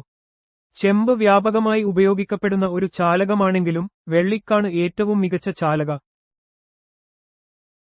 ഏറ്റവും ഉയർന്ന വൈദ്യുത ചാലകയുള്ള അലോഹം ഏതാണ്? ഗ്രാഫൈറ്റ് ആണ് ഏറ്റവും ഉയർന്ന വൈദ്യുത ചാലകയുള്ള അലോഹം. ഗ്രാഫൈറ്റ് കാർബണിന്റെ ഒരു രൂപാന്തരമാണ്. ഇതിന് ഷഡ്ഭുജാകൃതിയിലുള്ള ഘടനയും സ്വതന്ത്ര ഇലക്ട്രോണുകളും ഉള്ളതിനാൽ വൈദ്യുതിയെ നന്നായി കടത്തിവിടുന്നു. പെൻസിലുകളിലും ലൂബ്രിക്കന്റുകളിലും ഇത് ഉപയോഗിക്കുന്നു. ഏറ്റവും കൂടുതൽ ശൃംഖലാ രൂപീകരണ സ്വഭാവമുള്ള മൂലകം ഏതാണ്? കാർബൺ ആണ് ഏറ്റവും കൂടുതൽ ശൃംഖലാ രൂപീകരണ സ്വഭാവമുള്ള കാഡനേഷൻ മൂലകം. കാർബണിന്റെ പ്രധാനപ്പെട്ട ഒരു സ്വഭാവമാണ് കാഡനേഷൻ. ഈ കഴിവ് കാരണം കാർബൺ ആറ്റങ്ങൾക്ക് പരസ്പരം ബന്ധിപ്പിച്ച് നീണ്ട ശൃംഖലകളും വലയങ്ങളും രൂപീകരിക്കാൻ സാധിക്കുന്നു. ഇത് ഓർഗാനിക് സംയുക്തങ്ങളുടെ വൈവിധ്യത്തിന് കാരണമാകുന്നു. പ്രകൃതിയിൽ ഏറ്റവും കൂടുതൽ സംയുക്തങ്ങൾ രൂപീകരിക്കുന്ന മൂലകം ഏതാണ്? കാർബൺ ആണ് പ്രകൃതിയിൽ ഏറ്റവും കൂടുതൽ സംയുക്തങ്ങൾ രൂപീകരിക്കുന്ന മൂലകം, ഏകദേശം 1 ദശലക്ഷം സംയുക്തങ്ങൾ. കാർബണിന് അതിന്റെ കാർഡിനേഷൻ സ്വഭാവം, ചെറിയ വലിപ്പം, മറ്റു മൂലകങ്ങളുമായി ബഹുബന്ധനം ഉണ്ടാക്കാനുള്ള കഴിവ് എന്നിവ കാരണം ദശലക്ഷക്കണക്കിന് സംയുക്തങ്ങൾ രൂപീകരിക്കാൻ സാധിക്കുന്നു. ഓർഗാനിക് കെമിസ്ട്രി പ്രധാനമായും കാർബൺ സംയുക്തങ്ങളെക്കുറിച്ചാണ് പഠിക്കുന്നത്. ഏറ്റവും വലിയ ഇലക്ട്രോപോസിറ്റീവ് മൂലകം ഏതാണ്? ഫ്രാൻസിയം Fr ആണ് ഏറ്റവും വലിയ ഇലക്ട്രോപോസിറ്റീവ് മൂലകം. ഒരു മൂലകത്തിന്റെ ഇലക്ട്രോപോസിറ്റിവിറ്റി എന്നത് ഇലക്ട്രോണുകളെ നഷ്ടപ്പെടുത്തി പോസിറ്റീവ് അയോണുകളായി മാറാനുള്ള അതിന്റെ പ്രവണതയാണ്. ആവർത്തന പട്ടികയിൽ ഗ്രൂപ്പുകളിൽ താഴേക്ക് പോകുന്തോറും ഷെല്ലുകളുടെ എണ്ണം വർദ്ധിക്കുന്നതിനാൽ ഇലക്ട്രോപോസിറ്റിവിറ്റി കൂടുന്നു. ഫ്രാൻസിയം ഏറ്റവും താഴത്തെ ഗ്രൂപ്പുകളിലൊന്നിൽ സ്ഥിതി ചെയ്യുന്നതിനാൽ ഇതിന് ഉയർന്ന ഇലക്ട്രോപോസിറ്റിവിറ്റി ഉണ്ട്. ഏറ്റവും വലിയ ഇലക്ട്രോനെഗറ്റീവ് മൂലകം ഏതാണ്? ഫ്ലൂറിൻ F ആണ് ഏറ്റവും വലിയ ഇലക്ട്രോനെഗറ്റീവ് മൂലകം. ഒരു മൂലകത്തിന്റെ ഇലക്ട്രോനെഗറ്റിവിറ്റി എന്നത് ഒരു രാസബന്ധനത്തിലെ ഇലക്ട്രോണുകളെ തന്നിലേക്ക് ആകർഷിക്കാനുള്ള അതിന്റെ കഴിവിനെ സൂചിപ്പിക്കുന്നു. ആവർത്തന പട്ടികയിൽ പിരീഡുകളിൽ ഇടത്തുനിന്ന് വലത്തോട്ട് പോകുന്തോറും ഇലക്ട്രോനെഗറ്റിവിറ്റി കൂടുന്നു. ഫ്ലൂറിൻ ആവർത്തന പട്ടികയിലെ ഏറ്റവും ചെറിയതും ഏറ്റവും ഇലക്ട്രോനെഗറ്റീവുമായ മൂലകമാണ്. വാഷിംഗ് സോഡയുടെ രാസനാമവും രാസസൂത്രവും എന്താണ്? വാഷിംഗ് സോഡയുടെ രാസനാമം സോഡിയം കാർബണേറ്റ് (നാകോ) ആണ്. വാഷിംഗ് സോഡ അഥവാ സോഡിയം കാർബണേറ്റ് ഗ്ലാസ്, സോപ്പ്, ഡിറ്റർജന്റുകൾ എന്നിവയുടെ നിർമ്മാണത്തിൽ ഒരു പ്രധാന വ്യാവസായിക രാസവസ്തുവാണ്. ഇത് വെള്ളത്തിന്റെ കാഠിന്യം കുറയ്ക്കാനും അഴുക്കുകൾ നീക്കം ചെയ്യാനും ഉപയോഗിക്കുന്നു. ബേക്കിംഗ് സോഡയുടെ രാസനാമവും രാസസൂത്രവും എന്താണ്? ബേക്കിംഗ് സോഡയുടെ രാസനാമം സോഡിയം ബൈകാർബണേറ്റ് NaHCO3 ആണ്. സോഡിയം ബൈകാർബണേറ്റ് അഥവാ ബേക്കിംഗ് സോഡ പാചകത്തിൽ പുളിപ്പിക്കുന്ന പദാർത്ഥമായി വ്യാപകമായി ഉപയോഗിക്കുന്നു. ഇത് വയറ്റിലെ അസിഡിറ്റി കുറയ്ക്കാനും തീ കെടുത്താനും മറ്റു പല ആവശ്യങ്ങൾക്കും ഉപയോഗപ്രദമാണ്. കാസ്റ്റിക് സോഡയുടെ രാസനാമവും രാസസൂത്രവും എന്താണ്? കാസ്റ്റിക് സോഡയുടെ രാസനാമം സോഡിയം ഹൈഡ്രോക്സൈഡ് NaOH ആണ്. സോഡിയം ഹൈഡ്രോക്സൈഡ് ഒരു ശക്തമായ ആൽക്കലിയാണ്. ഇത് വ്യാവസായികമായി സോപ്പ്, ഡിറ്റർജന്റുകൾ, പേപ്പർ, തുണിത്തരങ്ങൾ എന്നിവയുടെ നിർമ്മാണത്തിൽ ഉപയോഗിക്കുന്നു. ഇത് വളരെ അപകടകരമായ ഒരു രാസവസ്തുവാണ്, കൈകാര്യം ചെയ്യുമ്പോൾ ശ്രദ്ധിക്കണം. സാധാരണ ഉപ്പിന്റെ രാസനാമവും രാസസൂത്രവും എന്താണ്? സാധാരണ ഉപ്പിന്റെ രാസനാമം സോഡിയം ക്ലോറൈഡ് NaCl ആണ്. സോഡിയം ക്ലോറൈഡ് അഥവാ കറിയുപ്പ് മനുഷ്യന്റെ ഭക്ഷണത്തിലെ ഒരു പ്രധാന ഘടകമാണ്. ഇത് ശരീരത്തിലെ ദ്രാവക സന്തുലിതാവസ്ഥ നിലനിർത്താനും നാഡീവ്യവസ്ഥയുടെ ശരിയായ പ്രവർത്തനത്തിനും അത്യന്താപേക്ഷിതമാണ്. വ്യാവസായികമായി ഇത് ക്ലോറിൻ, സോഡിയം ഹൈഡ്രോക്സൈഡ് എന്നിവയുടെ നിർമ്മാണത്തിന് ഉപയോഗിക്കുന്നു. ബ്ലീച്ചിംഗ് പൗഡറിന്റെ രാസനാമവും രാസസൂത്രവും എന്താണ്? ബ്ലീച്ചിംഗ് പൗഡറിന്റെ പ്രധാന ഘടകം കാൽസ്യം ഹൈപ്പോക്ലോറൈറ്റ് ആണ്. സാധാരണ രാസസൂത്രങ്ങൾ CaOCl, Cl അല്ലെങ്കിൽ KOCl.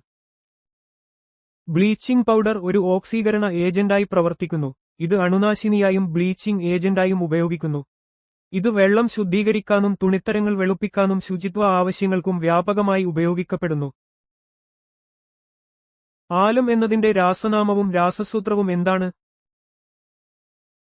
ആലം പൊട്ടാസ്യം അലുമിനിയം സൾഫേറ്റ് ആണ്. അതിന്റെ രാസസൂത്രം KSOAl2 open bracket SO4 close bracket 324HO potash alum ആണ്. ആലം ഒരു രാസ സംയുക്തമാണ്. ജലശുദ്ധീകരണം, ചായം പൂശൽ തുടങ്ങിയ പല വ്യാവസായിക ആവശ്യങ്ങൾക്കും ഇത് ഉപയോഗിക്കുന്നു. പൊട്ടാഷ് ആലം ഏറ്റവും സാധാരണമായ രൂപമാണ്. രാസപരമായി ഡ്രൈ ഐസ് എന്നാൽ എന്ത്?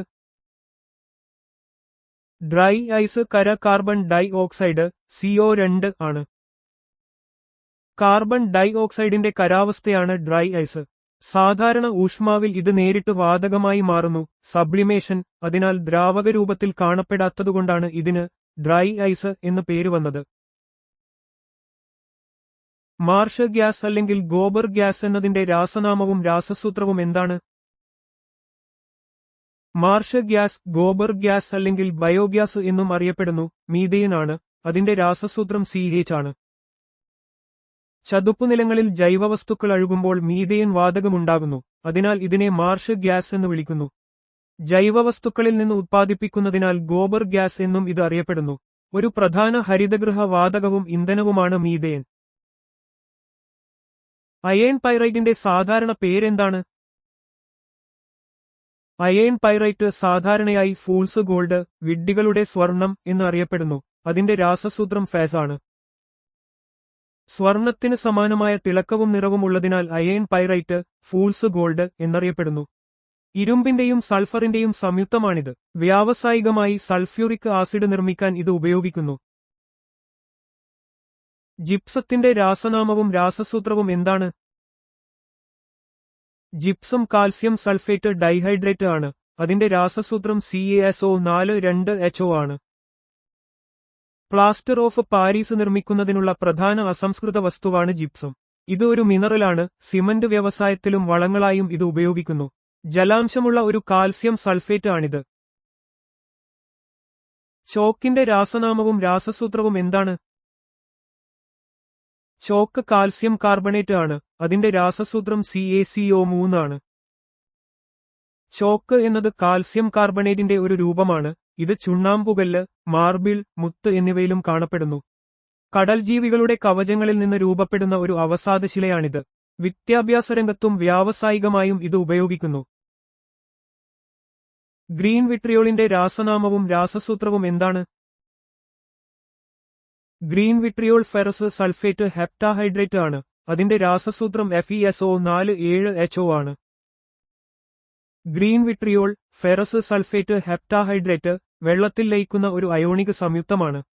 വളമായി ഉപയോഗിക്കുന്ന ഇത് വിളകളിൽ ഇരുമ്പിന്റെ കുറവ് പരിഹരിക്കാൻ സഹായിക്കുന്നു. ബ്ലൂ വിട്രിയോളിന്റെ രാസനാമവും രാസസൂത്രവും എന്താണ്? ബ്ലൂ വിട്രിയോൾ കോപ്പർ സൾഫേറ്റ് പെന്റാഹൈഡ്രേറ്റ് ആണ്. അതിന്റെ രാസസൂത്രം CuSO4 ആണ്. ബ്ലൂ വിട്രിയോൾ അഥവാ കോപ്പർ സൾഫേറ്റ് പെന്റാഹൈഡ്രേറ്റ് നീല നിറമുള്ള ഒരു ക്രിസ്റ്റൽ കരമാണ്. കുമിൾനാശിനിയായും ആൽഗനാശിനിയായും കൃഷിയിൽ ഇത് വ്യാപകമായി ഉപയോഗിക്കുന്നു. അമോണിയം ക്ലോറൈഡിന്റെ സാധാരണ പേരും രാസസൂത്രവും എന്താണ്? അമോണിയം ക്ലോറൈഡ് സാധാരണയായി സാൽ അമോണിയാക്ക് എന്ന് അറിയപ്പെടുന്നു. അതിന്റെ രാസസൂത്രം NH4Cl ആണ്. അമോണിയം ക്ലോറൈഡ് ഒരു അകാർബണിക സംയുക്തമാണ്. വളമായും ചുമമരുന്നുകളിലും ഉണങ്ങിയ സെല്ലുകളിലെ ഇലക്ട്രോലൈറ്റായും ഇത് ഉപയോഗിക്കുന്നു. ക്ലോറോഫോം സൂര്യപ്രകാശത്തിൽ തുറന്നുവെച്ചാൽ എന്തു സംഭവിക്കും? ക്ലോറോഫോം CHCl സൂര്യപ്രകാശത്തിൽ തുറന്നുവെച്ചാൽ ഫോസ്ജീൻ വാതകമായി COCl മാറുന്നു. ഇത് വളരെ വിഷമുള്ള ഒരു പദാർത്ഥമാണ്. ക്ലോറോഫോം സൂര്യപ്രകാശത്തിന്റെ സാന്നിധ്യത്തിൽ ഓക്സിജനുമായി പ്രവർത്തിച്ച് വിഷമുള്ള ഫോസ്ജീൻ വാതകമുണ്ടാക്കുന്നു. ഈ രാസപ്രവർത്തനം ഒഴിവാക്കാൻ ക്ലോറോഫോം ഇരുണ്ട നിറമുള്ള കുപ്പികളിൽ സൂക്ഷിക്കാറുണ്ട്.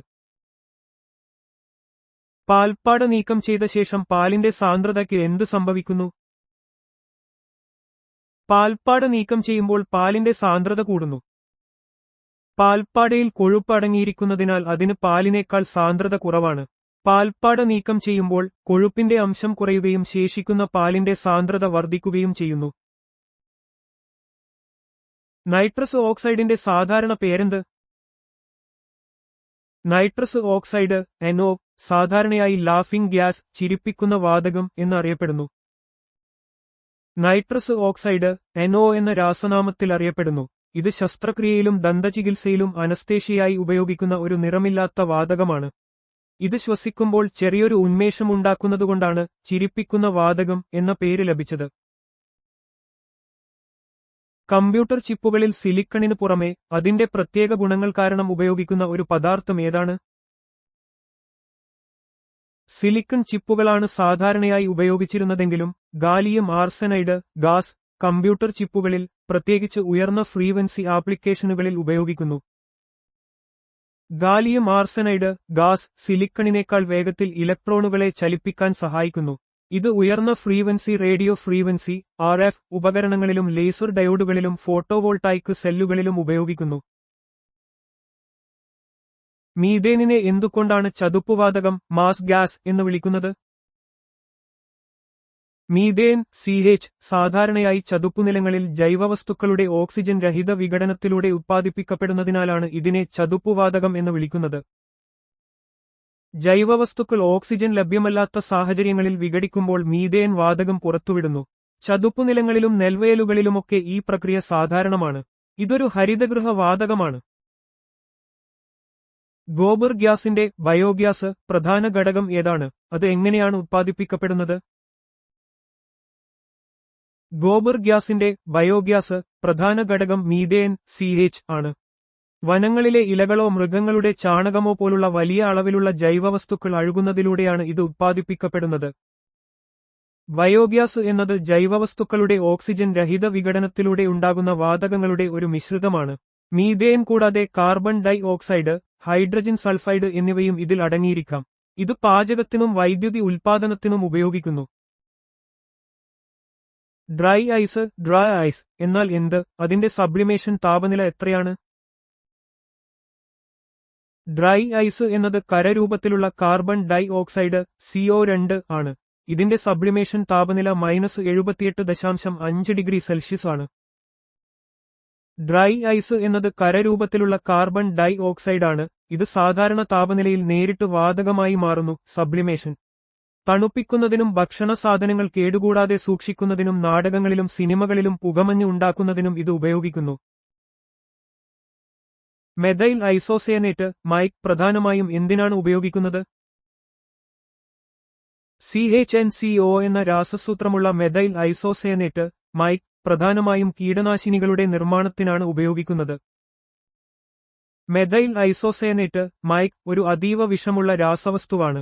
കാർബമൈഡ് കീടനാശിനികൾ, റബ്ബർ, പശകൾ എന്നിവയുടെ നിർമ്മാണത്തിൽ ഇത് ഒരു പ്രധാന ഘടകമാണ്.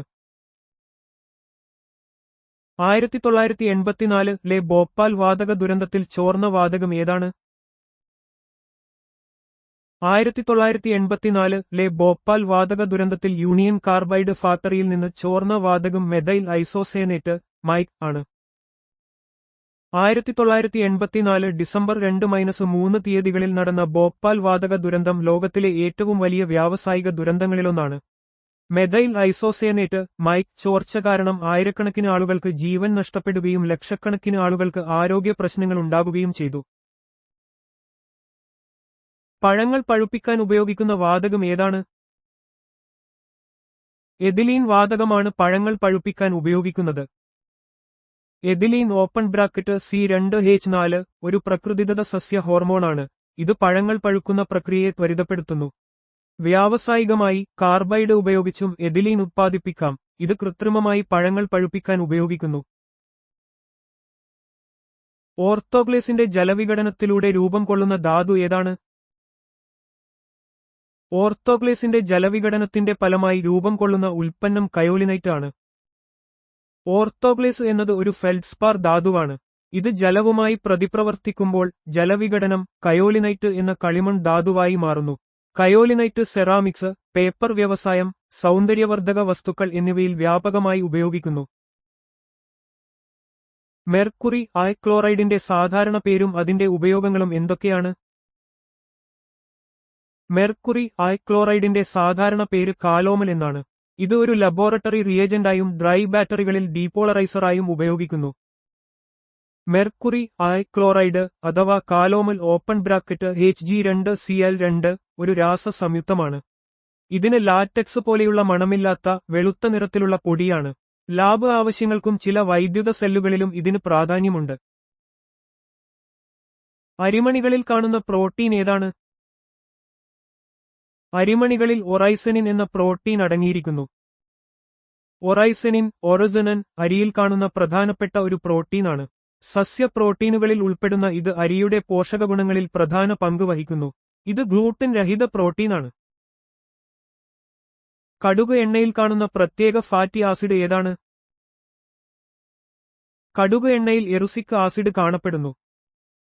എറുസിക് ആസിഡ്, എറച്ചിക് ആസിഡ്, കടുക് എണ്ണയിലെ ഒരു പ്രധാന മോണോഅൺസാച്ചുറേറ്റഡ് ഫാറ്റി ആസിഡാണ്. ഇതിന്റെ ഉയർന്ന അളവ് ചില ആരോഗ്യ പ്രശ്നങ്ങളുമായി ബന്ധപ്പെട്ടിരിക്കാമെന്നതിനാൽ എറുസിക് ആസിഡിന്റെ അളവ് കുറച്ച കടുക് എണ്ണകളും ഇന്ന് ലഭ്യമാണ്. ഒലിവ് എണ്ണയിലെ പ്രധാന ഘടകമായ ഫാറ്റി ആസിഡ് ഏതാണ്? ഒലിവ് എണ്ണയുടെ 55 മുതൽ 80% വരെ ഒലയിക് ആസിഡാണ്. ഒലയിക് ആസിഡ്, ഒലിയക് ആസിഡ്, ഒലിവ് എണ്ണയിൽ ധാരാളമായി കാണുന്ന ഒരു മോണോഅൺസാച്ചുറേറ്റഡ് ഫാറ്റി ആസിഡാണ്. ഇത് ഹൃദയാരോഗ്യത്തിന് ഗുണകരമാണെന്ന് പഠനങ്ങൾ പറയുന്നു. ആരോഗ്യകരമായ ഭക്ഷണക്രമത്തിൽ ഒലിവ് എണ്ണ ഉൾപ്പെടുത്തുന്നതിന് ഈ ഫാറ്റി ആസിഡ് ഒരു പ്രധാന കാരണമാണ്. C14H18NO എന്ന രാസസൂത്രമുള്ള പഞ്ചസാരയേക്കാൾ 200 മടങ്ങ് മധുരമുള്ള കൃത്രിമ മധുരം ഏതാണ്?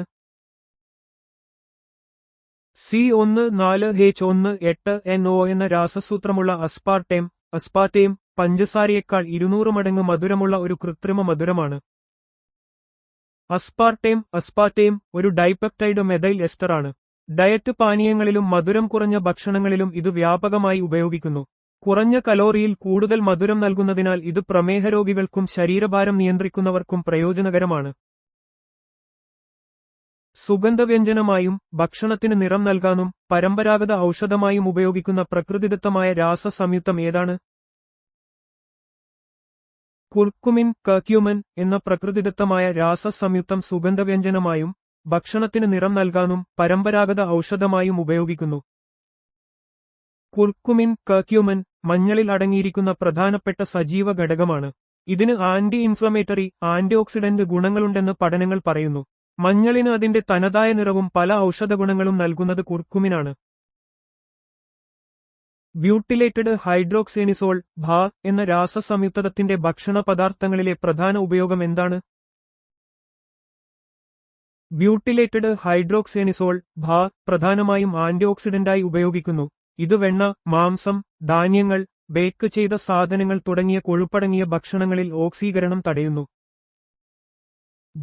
ബൂട്ടിലേറ്റഡ് ഹൈഡ്രോക്സിയാനിസോൾ ഒരു സിന്തറ്റിക് ഫിനോളിക് ആന്റിഓക്സിഡന്റാണ്.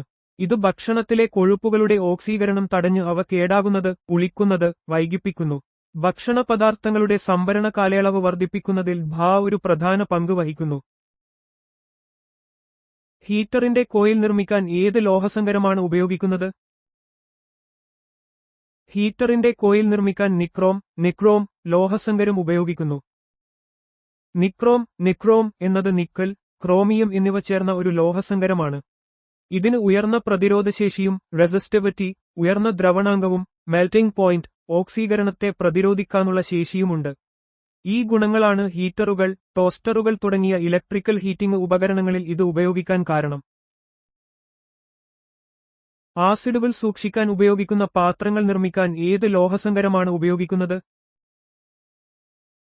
ആസിഡുകൾ സൂക്ഷിക്കാൻ ഉപയോഗിക്കുന്ന പാത്രങ്ങൾ പലപ്പോഴും മോണാൽ ലോഹസങ്കരം ഉപയോഗിച്ചാണ് നിർമ്മിക്കുന്നത്. മോണാൽ എന്നത് പ്രധാനമായും നിക്കലും ചെമ്പും ചേർന്ന ഒരു ലോഹസങ്കരമാണ്. ഇതിന് ഉയർന്ന ദ്രാവക പ്രതിരോധശേഷിയും കൊറോഷൻ റെസിസ്റ്റൻസ് ബലവുമുണ്ട്. ആസിഡുകൾ, ക്ഷാരങ്ങൾ, കടൽവെള്ളം എന്നിവയുൾപ്പെടെയുള്ള പല രാസവസ്തുക്കളോടും പ്രതികരിക്കാത്തതിനാൽ ഇത് വ്യാവസായിക ആവശ്യങ്ങൾക്കും രാസവസ്തുക്കൾ സൂക്ഷിക്കുന്ന പാത്രങ്ങൾക്കും അനുയോജ്യമാണ്. ഗ്യാസഹോൾ എന്നാൽ എന്താണ്? ഗ്യാസഹോൾ എന്നത് 10 മുതൽ 20% വരെ എത്തൈൽ ആൽക്കഹോളും എത്നോൾ, പെട്രോളും ചേർന്ന ഒരു മിശ്രിതമാണ്. ഗ്യാസഹോൾ എന്നത് പെട്രോളിയം ഇന്ധനങ്ങൾക്ക് ഒരു ബദലായി ഉപയോഗിക്കുന്ന ജൈവ ഇന്ധനമാണ്. എത്നോൾ മലിനീകരണം കുറക്കാനും ഫോസിൽ ഇന്ധനങ്ങളെ ആശ്രയിക്കുന്നത് കുറക്കാനും സഹായിക്കുന്നു. ഇത് പല രാജ്യങ്ങളിലും വാഹനങ്ങളിൽ ഉപയോഗിക്കുന്ന ഒരു സാധാരണ ഇന്ധനമാണ്. സാക്കറിൻ എന്നാൽ എന്ത്? പ്രമേഹ രോഗികൾ ഇത് എന്തിനാണ് ഉപയോഗിക്കുന്നത്? സാക്കറിൻ പഞ്ചസാരയേക്കാൾ 300 മുതൽ 400 വരെ മടങ്ങ് മധുരമുള്ളതും 0 പോഷകമൂല്യമുള്ളതുമായ ഒരു കൃത്രിമ മധുരമാണ്. പ്രമേഹ രോഗികൾ പഞ്ചസാരയ്ക്ക് പകരമായി ഇത് ഉപയോഗിക്കുന്നു. സാക്കറിൻ ആദ്യമായി കണ്ടെത്തിയത് 1878 കോൺസ്റ്റന്റൈൻ ഫാൽബർഗ് ആണ്. ഇത് ഒരു കാർബോഹൈഡ്രേറ്റ് ഇതര മധുരപദാർത്ഥമാണ്. ശരീരത്തിൽ ദഹിക്കാതെ പുറന്തള്ളപ്പെടുന്നതിനാൽ പ്രമേഹ രോഗികൾക്കും കലോറി നിയന്ത്രിക്കുന്നവർക്കും ഇത് സുരക്ഷിതമായി ഉപയോഗിക്കാം.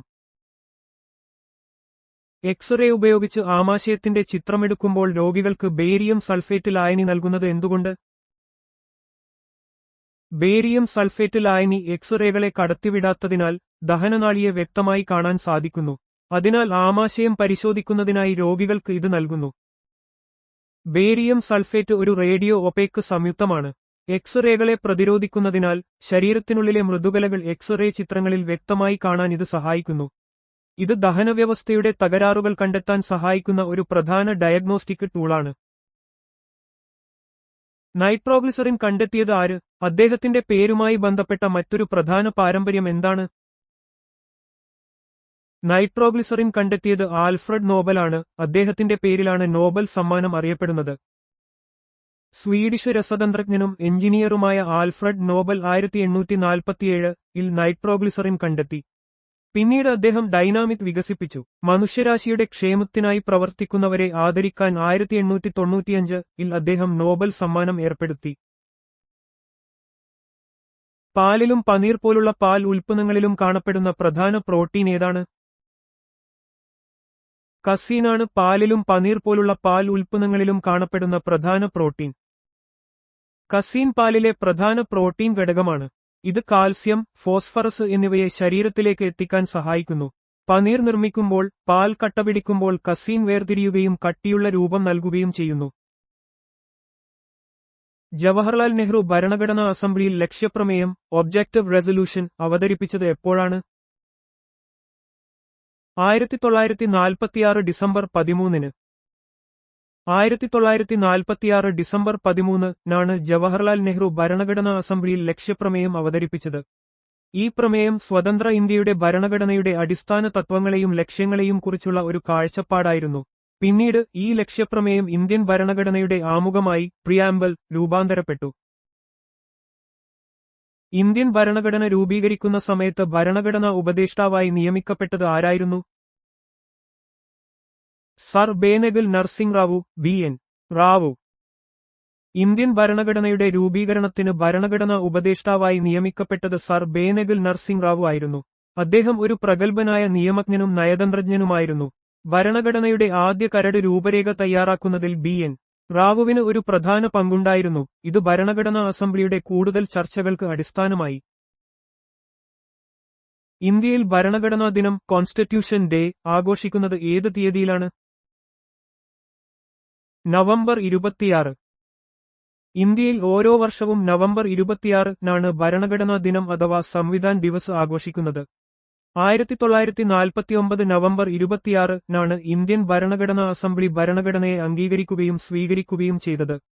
Doctor BR. അംബേദ്കറുടെ 125-ാം ജന്മവാർഷികം പ്രമാണിച്ചാണ് 2015 മുതൽ ഈ ദിനം ഭരണഘടനാ ദിനമായി ആചരിക്കാൻ തുടങ്ങിയത്.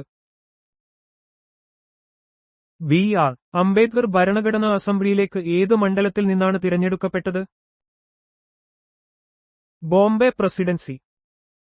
Doctor BR. അംബേദ്കർ ആദ്യമായി ഭരണഘടനാ അസംബ്ലിയിലേക്ക് തിരഞ്ഞെടുക്കപ്പെട്ടത് അവിഭക്ത ബംഗാളിലെ ജസ്സൂർ കുൽന മണ്ഡലത്തിൽ നിന്നായിരുന്നു.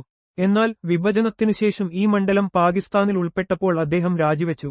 പിന്നീട് ബോംബെ പ്രസിഡൻസിയിലെ പൂനെ മണ്ഡലത്തിൽ നിന്ന് എം.ആർ. ജയഗർ രാജിവെച്ച ഒഴിവിലേക്ക് കോൺഗ്രസിന്റെ പിന്തുണയോടെ അദ്ദേഹം വീണ്ടും തിരഞ്ഞെടുക്കപ്പെട്ടു. ഭരണഘടനാ അസംബ്ലിയുടെ ആദ്യ യോഗം നടന്നത് എപ്പോഴാണ്? 1946 ഡിസംബർ 9-ന്. ഭരണഘടനാ അസംബ്ലിയുടെ ആദ്യ യോഗം നടന്നത് 1946 ഡിസംബർ 9-നാണ്. ഈ യോഗം ഇന്ത്യൻ ഭരണഘടനയുടെ രൂപീകരണ പ്രക്രിയയുടെ ഔപചാരികമായ തുടക്കം കുറിച്ചു. ഡൽഹിയിലെ കോൺസ്റ്റിറ്റ്യൂഷൻ ഹാളിലാണ് ഇപ്പോഴത്തെ പാർലമെന്റ് സെൻട്രൽ ഹാൾ ഈ ചരിത്രപരമായ യോഗം ചേർന്നത്. ഭരണഘടനാ അസംബ്ലിയുടെ ആദ്യ യോഗത്തിലെ താൽക്കാലിക ചെയർമാൻ ആരായിരുന്നു? ഡോക്ടർ സച്ചിദാനന്ദ് സിൻഹ. ഭരണഘടനാ അസംബ്ലിയുടെ ആദ്യ യോഗത്തിൽ ഫ്രഞ്ച് മാതൃക പിന്തുടർന്ന് ഏറ്റവും പ്രായം കൂടിയ അംഗമായ ഡോക്ടർ സച്ചിദാനന്ദ് സിൻഹയെ താൽക്കാലിക ചെയർമാനായി തിരഞ്ഞെടുത്തു. അദ്ദേഹത്തിന്റെ നേതൃത്വത്തിൽ നടന്ന ആദ്യ യോഗം പുതിയ ഭരണഘടനയുടെ നിർമ്മാണത്തിനുള്ള ആദ്യ പടിയായിരുന്നു. പിന്നീട് സ്ഥിരം ചെയർമാനെ തിരഞ്ഞെടുക്കുന്നതുവരെ അദ്ദേഹം ഈ പദവിയിൽ തുടർന്നു. ഭരണഘടനാ അസംബ്ലിയുടെ സ്ഥിരം ചെയർമാനായി തിരഞ്ഞെടുക്കപ്പെട്ടത് ആരായിരുന്നു? ഡോക്ടർ രാജേന്ദ്ര പ്രസാദ്. 1946 ഡിസംബർ 11-ന് നടന്ന ഭരണഘടനാ അസംബ്ലിയുടെ രണ്ടാം യോഗത്തിൽ ഡോക്ടർ രാജേന്ദ്ര പ്രസാദിനെ സ്ഥിരം ചെയർമാനായി തിരഞ്ഞെടുത്തു. പിന്നീട് ഇന്ത്യയുടെ ആദ്യ രാഷ്ട്രപതിയായി മാറിയ ഡോക്ടർ രാജേന്ദ്ര പ്രസാദിന്റെ നേതൃത്വത്തിലാണ് ഇന്ത്യൻ ഭരണഘടനയുടെ രൂപീകരണം പൂർത്തിയായത്. അദ്ദേഹം ഒരു സമഗ്രമായ ഭരണഘടന യാഥാർത്ഥ്യമാക്കുന്നതിൽ നിർണായക പങ്ക് വഹിച്ചു. ഭരണഘടനാ നിർമ്മാണ സഭയുടെ ഉപാധ്യക്ഷൻ ആരായിരുന്നു? എച്ച്.സി. മുഖർജി. ഭരണഘടനാ നിർമ്മാണ സഭയുടെ ഉപാധ്യക്ഷനായിരുന്ന എച്ച്.സി. മുഖർജി ഇന്ത്യൻ ഭരണഘടനയുടെ രൂപീകരണത്തിൽ പ്രധാന പങ്ക് വഹിച്ചു. ഈ പദവി ഭരണഘടനാ നിർമ്മാണ പ്രക്രിയയുടെ സുഗമമായ നടത്തിപ്പിന് സഹായിച്ചു. ഇന്ത്യൻ ഭരണഘടനയുടെ കരട് തയ്യാറാക്കാൻ എത്ര സമയമെടുത്തു? 2 വർഷം 11 മാസം 18 ദിവസം. ഇന്ത്യൻ ഭരണഘടനയുടെ കരട് തയ്യാറാക്കുന്നതിന് 2 വർഷവും 11 മാസവും 18 ദിവസവുമാണ് എടുത്തത്.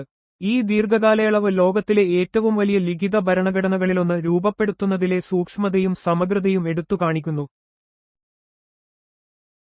ഭരണഘടനയുടെ കരട് തയ്യാറാക്കുന്നതിനായി ഭരണഘടനാ നിർമ്മാണ സഭയിൽ എത്ര ദിവസം സംവാദങ്ങൾ നടന്നു? 114 ദിവസം.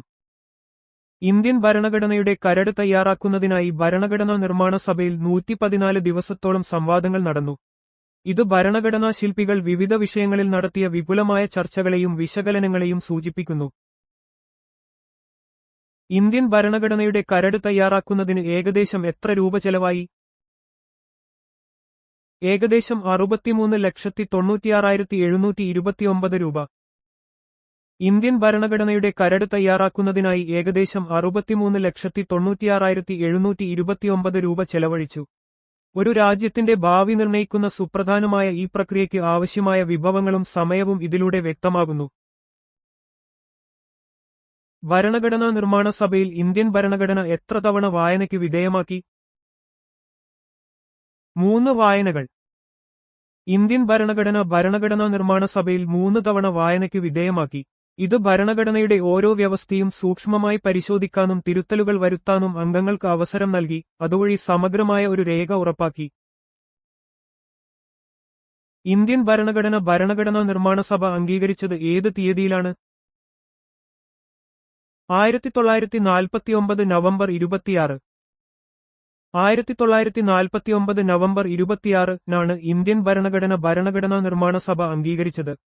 ഈ ദിവസം എല്ലാ വർഷവും ഇന്ത്യയിൽ ഭരണഘടനാ ദിനമായി കോൺസ്റ്റിറ്റ്യൂഷൻ ഡേ ആചരിക്കുന്നു. ഇന്ത്യൻ ഭരണഘടന ഔദ്യോഗികമായി നിലവിൽ വന്നത് എന്നാണ്? 1950 ജനുവരി 26. 1950 ജനുവരി 26-നാണ് ഇന്ത്യൻ ഭരണഘടന ഔദ്യോഗികമായി നിലവിൽ വന്നത്. ഈ ദിവസം ഇന്ത്യ ഒരു പരമാധികാര, സോഷ്യലിസ്റ്റ്, മതേതര, ജനാധിപത്യ റിപ്പബ്ലിക്കായി പ്രഖ്യാപിക്കപ്പെടുകയും എല്ലാ വർഷവും റിപ്പബ്ലിക് ദിനമായി ആഘോഷിക്കുകയും ചെയ്യുന്നു. 1946-ൽ ഇന്ത്യയിലെ ഇടക്കാല സർക്കാർ രൂപീകരിച്ചത് ഏത് അടിസ്ഥാനത്തിലായിരുന്നു? ക്യാബിനറ്റ് മിഷൻ പ്ലാനിന്റെ അടിസ്ഥാനത്തിൽ. 1946-ൽ ഇന്ത്യയിലെ ഇടക്കാല സർക്കാർ രൂപീകരിച്ചത് ക്യാബിനറ്റ് മിഷൻ പ്ലാനിന്റെ അടിസ്ഥാനത്തിലാണ്. ബ്രിട്ടീഷ് ഇന്ത്യയിൽ അധികാരം കൈമാറ്റം ചെയ്യുന്നതുമായി ബന്ധപ്പെട്ട് ഒരു ഭരണഘടന തയ്യാറാക്കുന്നതിന് ഒരു ഭരണഘടനാ നിർമ്മാണ സഭ രൂപീകരിക്കുന്നതിനുള്ള പദ്ധതിയായിരുന്നു ക്യാബിനറ്റ് മിഷൻ പ്ലാൻ. ഇടക്കാല സർക്കാർ രൂപീകരിച്ചത് എന്നാണ്? മുസ്ലിം ലീഗ് അതിൽ ചേർന്നത് എന്നാണ്? ഇടക്കാല സർക്കാർ 1946 സെപ്റ്റംബർ 2-ന് രൂപീകരിച്ചു. മുസ്ലിം ലീഗ് 1946 ഒക്ടോബർ 26-ന് അതിൽ ചേർന്നു. 1946 സെപ്റ്റംബർ 2-ന് ഇടക്കാല സർക്കാർ രൂപീകരിച്ചു. തുടക്കത്തിൽ വിട്ടുനിന്ന മുസ്ലിം ലീഗ് പിന്നീട് 1946 ഒക്ടോബർ 26-ന് വൈസ്രോയി വേവലിന്റെ പ്രേരണയാൽ അതിൽ ചേർന്നു. 1946-ലെ ഇടക്കാല സർക്കാരിൽ ജവഹർലാൽ നെഹ്റു കൈകാര്യം ചെയ്ത വകുപ്പ് ഏതായിരുന്നു? വിദേശകാര്യം ആൻഡ് കോമൺവെൽത്ത് ബന്ധങ്ങൾ. 1946-ലെ ഇടക്കാല സർക്കാരിൽ ജവഹർലാൽ നെഹ്റു വിദേശകാര്യം ആൻഡ് കോമൺവെൽത്ത് ബന്ധങ്ങൾ എന്ന വകുപ്പ് കൈകാര്യം ചെയ്തു. അദ്ദേഹം ഈ സർക്കാരിന്റെ വൈസ് പ്രസിഡന്റ് കൂടിയായിരുന്നു. 1946-ലെ ഇടക്കാല ഗവൺമെന്റിൽ വിവരസാങ്കേതിക, പ്രക്ഷേപണ, ആഭ്യന്തര വകുപ്പുകളുടെ ചുമതല ആർക്കായിരുന്നു? സർദാർ വല്ലഭ്ഭായി പട്ടേൽ. ഇന്ത്യയുടെ ആദ്യത്തെ ഉപപ്രധാനമന്ത്രിയും ആഭ്യന്തരമന്ത്രിയുമായിരുന്നു സർദാർ വല്ലഭ്ഭായി പട്ടേൽ. സ്വതന്ത്ര ഇന്ത്യയെ ഒരുമിപ്പിക്കുന്നതിൽ അദ്ദേഹത്തിന്റെ പങ്ക് വലുതാണ്. കൂടാതെ 1946-ലെ ഇടക്കാല ഗവൺമെന്റിൽ അദ്ദേഹം സുപ്രധാന വകുപ്പുകൾ കൈകാര്യം ചെയ്തു. 1946-ലെ ഇടക്കാല ഗവൺമെന്റിൽ വിദ്യാഭ്യാസ വകുപ്പ് കൈകാര്യം ചെയ്തത് ആരായിരുന്നു? സിസ്റ്റർ രാജഗോപാലാചാരി. സിസ്റ്റർ രാജഗോപാലാചാരി സ്വതന്ത്ര ഇന്ത്യയുടെ ആദ്യത്തെയും അവസാനത്തെയും ഇന്ത്യൻ ഗവർണർ ജനറലായിരുന്നു. 1946-ലെ ഇടക്കാല സർക്കാരിൽ വിദ്യാഭ്യാസ വകുപ്പിന്റെ ചുമതല വഹിച്ചത് അദ്ദേഹമാണ്. 1946-ലെ ഇടക്കാല ഗവൺമെന്റിൽ ധനകാര്യമന്ത്രി ആരായിരുന്നു? ലിയാഖത്ത് അലി ഖാൻ. പാകിസ്ഥാന്റെ ആദ്യത്തെ പ്രധാനമന്ത്രിയായിരുന്നു ലിയാഖത്ത് അലി ഖാൻ. ഇന്ത്യ വിഭജനത്തിനു മുൻപ് 1946-ലെ ഇടക്കാല ഗവൺമെന്റിൽ അദ്ദേഹം ധനകാര്യ വകുപ്പ് കൈകാര്യം ചെയ്തിരുന്നു. 1946-ലെ ഇടക്കാല ഗവൺമെന്റിൽ നിയമവകുപ്പ് കൈകാര്യം ചെയ്തത് ആരായിരുന്നു? ജോഗേന്ദ്രനാഥ് മണ്ഡൽ. ഇന്ത്യയിലെയും പിന്നീട് പാകിസ്ഥാനിലെയും പ്രമുഖ ദളിത് നേതാവായിരുന്നു ജോഗേന്ദ്രനാഥ് മണ്ഡൽ. 1946-ലെ ഇടക്കാല ഗവൺമെന്റിൽ നിയമവകുപ്പ് അദ്ദേഹത്തിനായിരുന്നു. 1946-ലെ ഇടക്കാല ഗവൺമെന്റിൽ റെയിൽവേ മന്ത്രി ആരായിരുന്നു? ആസിഫ് അലി. ഇന്ത്യൻ സ്വാതന്ത്ര്യസമര സേനാനിയും നയതന്ത്രജ്ഞനുമായിരുന്നു ആസിഫ് അലി. 1946-ലെ ഇടക്കാല ഗവൺമെന്റിൽ റെയിൽവേ, ഗതാഗത വകുപ്പുകളുടെ ചുമതല അദ്ദേഹത്തിനായിരുന്നു. 1946-ലെ ഇടക്കാല ഗവൺമെന്റിൽ ഭക്ഷ്യകൃഷി മന്ത്രി ആരായിരുന്നു? ഡോക്ടർ രാജേന്ദ്ര പ്രസാദ്. ഇന്ത്യയുടെ ആദ്യത്തെ രാഷ്ട്രപതിയായിരുന്നു ഡോക്ടർ രാജേന്ദ്ര പ്രസാദ്. 1946-ലെ ഇടക്കാല ഗവൺമെന്റിൽ ഭക്ഷ്യകൃഷി വകുപ്പുകൾ അദ്ദേഹം കൈകാര്യം ചെയ്തിരുന്നു. 1946-ലെ ഇടക്കാല ഗവൺമെന്റിൽ പൊതുമരാമത്ത്, ഖനനം, ഊർജ്ജം എന്നീ വകുപ്പുകൾ കൈകാര്യം ചെയ്തത് ആരായിരുന്നു? ഡോക്ടർ സി.എച്ച്. ഭാഭ. പ്രമുഖ ഇന്ത്യൻ വ്യവസായിയും പാഴ്സി സമുദായ നേതാവുമായിരുന്നു ഡോക്ടർ സി.എച്ച്. ഭാഭ. ചന്ദുലാൽ ഹരികൃഷ്ണ ഭാഭ.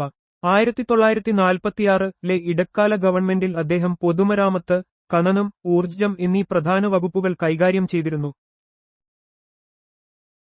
1946-ലെ ഇടക്കാല ഗവൺമെന്റിൽ പ്രതിരോധ മന്ത്രി ആരായിരുന്നു? സർദാർ ബൽദേവ് സിംഗ്. ഇന്ത്യയുടെ ആദ്യത്തെ പ്രതിരോധ മന്ത്രിയായിരുന്നു സർദാർ ബൽദേവ് സിംഗ്. 1946-ലെ ഇടക്കാല ഗവൺമെന്റിലും അദ്ദേഹം ഈ സുപ്രധാന വകുപ്പിന്റെ ചുമതല വഹിച്ചിരുന്നു. 1946-ലെ ഇടക്കാല ഗവൺമെന്റിൽ വാണിജ്യവകുപ്പ് കൈകാര്യം ചെയ്തത് ആരായിരുന്നു?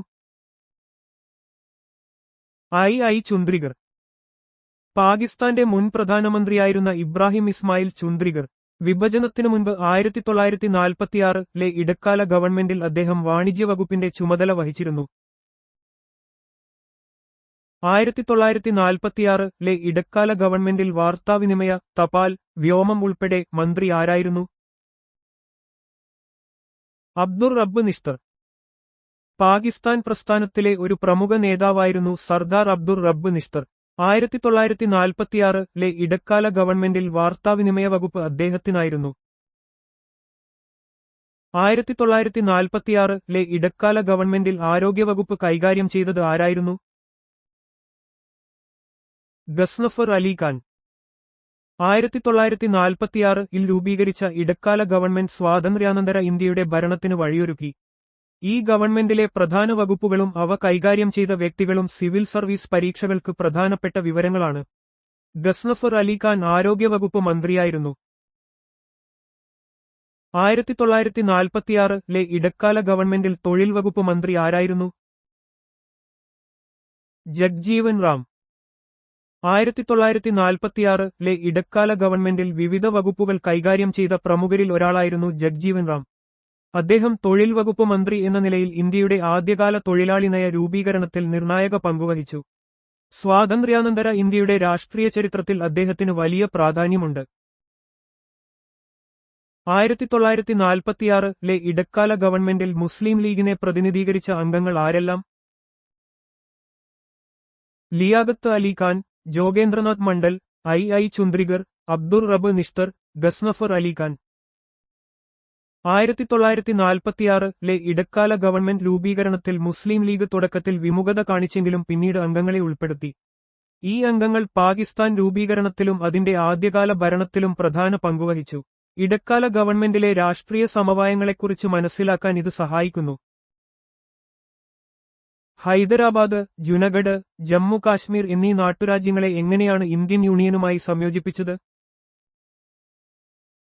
ഹൈദരാബാദിനെ പോലീസ് നടപടിയിലൂടെയും ജുനഗഡിനെ ഹിതപരിശോധനയിലൂടെയും ജമ്മു കാശ്മീരിനെ ലയനക്കരാറിൽ ഒപ്പുവെച്ചതിലൂടെയും ഇന്ത്യൻ യൂണിയന്റെ ഭാഗമാക്കി. ഇന്ത്യൻ യൂണിയന്റെ രൂപീകരണത്തിൽ നാട്ടുരാജ്യങ്ങളെ സംയോജിപ്പിക്കുക എന്നത് ഒരു വലിയ വെല്ലുവിളിയായിരുന്നു. സർദാർ വല്ലഭായ് പട്ടേലിന്റെ നേതൃത്വത്തിൽ നടന്ന ഈ സംയോജന പ്രക്രിയ ഓരോ നാട്ടുരാജ്യത്തിനും വ്യത്യസ്തമായ സമീപനം ആവശ്യപ്പെട്ടു. ഈ 3 സംസ്ഥാനങ്ങളുടെയും ലയന രീതികൾ ചരിത്രപരമായി വളരെ പ്രാധാന്യമുള്ളതാണ്. ഇന്ത്യയിൽ ഇടക്കാല ഗവൺമെന്റ് എത്ര കാലം പ്രവർത്തിച്ചു?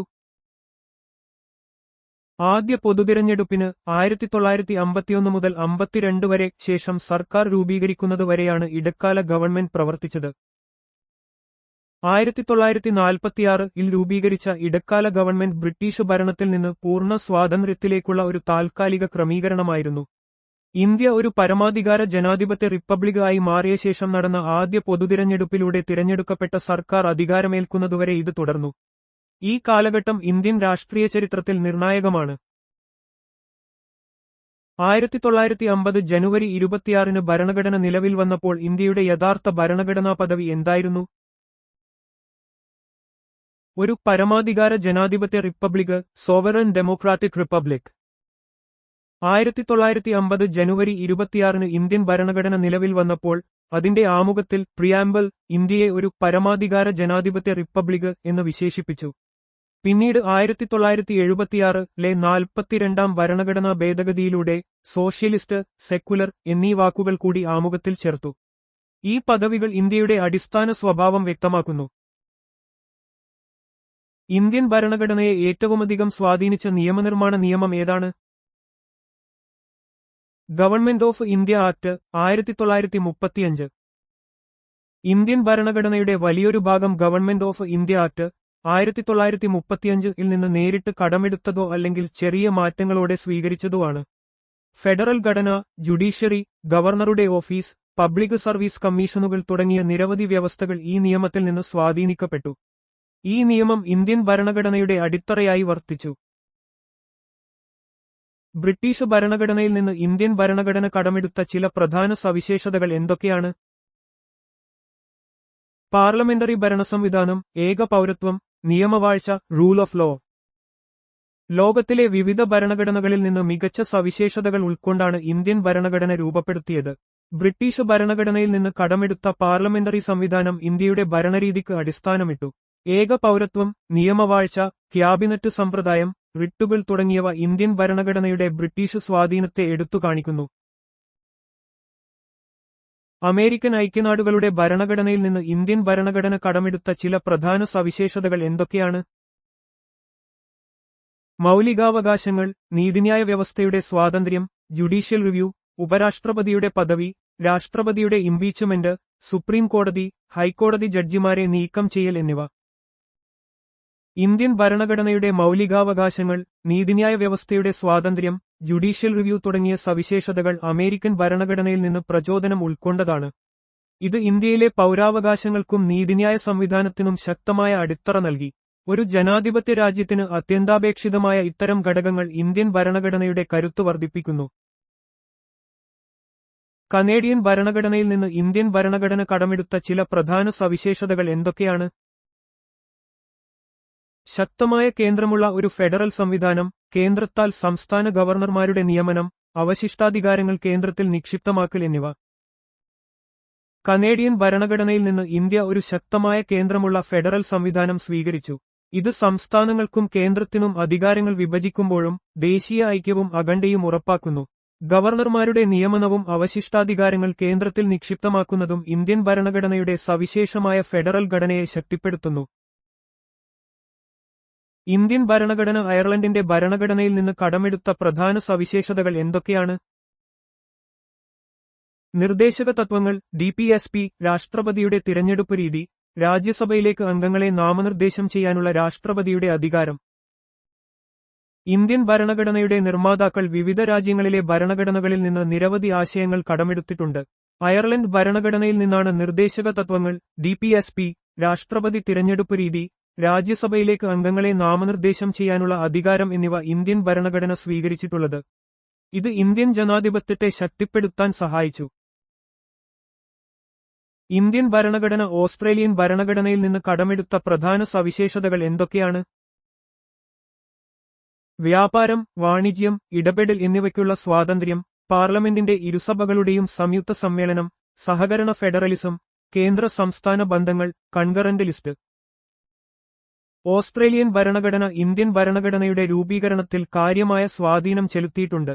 വ്യാപാര സ്വാതന്ത്ര്യം, പാർലമെന്റിന്റെ സംയുക്ത സമ്മേളനം, സഹകരണ ഫെഡറലിസം, കേന്ദ്ര സംസ്ഥാന ബന്ധങ്ങൾ, കൺകറന്റ് ലിസ്റ്റ് എന്നിവയെല്ലാം ഈ ഭരണഘടനയിൽ നിന്ന് കടമെടുത്ത ആശയങ്ങളാണ്. ഇത് രാജ്യത്തെ ഭരണപരമായ കാര്യക്ഷമതയും ഫെഡറൽ ഘടനയും ഉറപ്പാക്കാൻ സഹായിക്കുന്നു.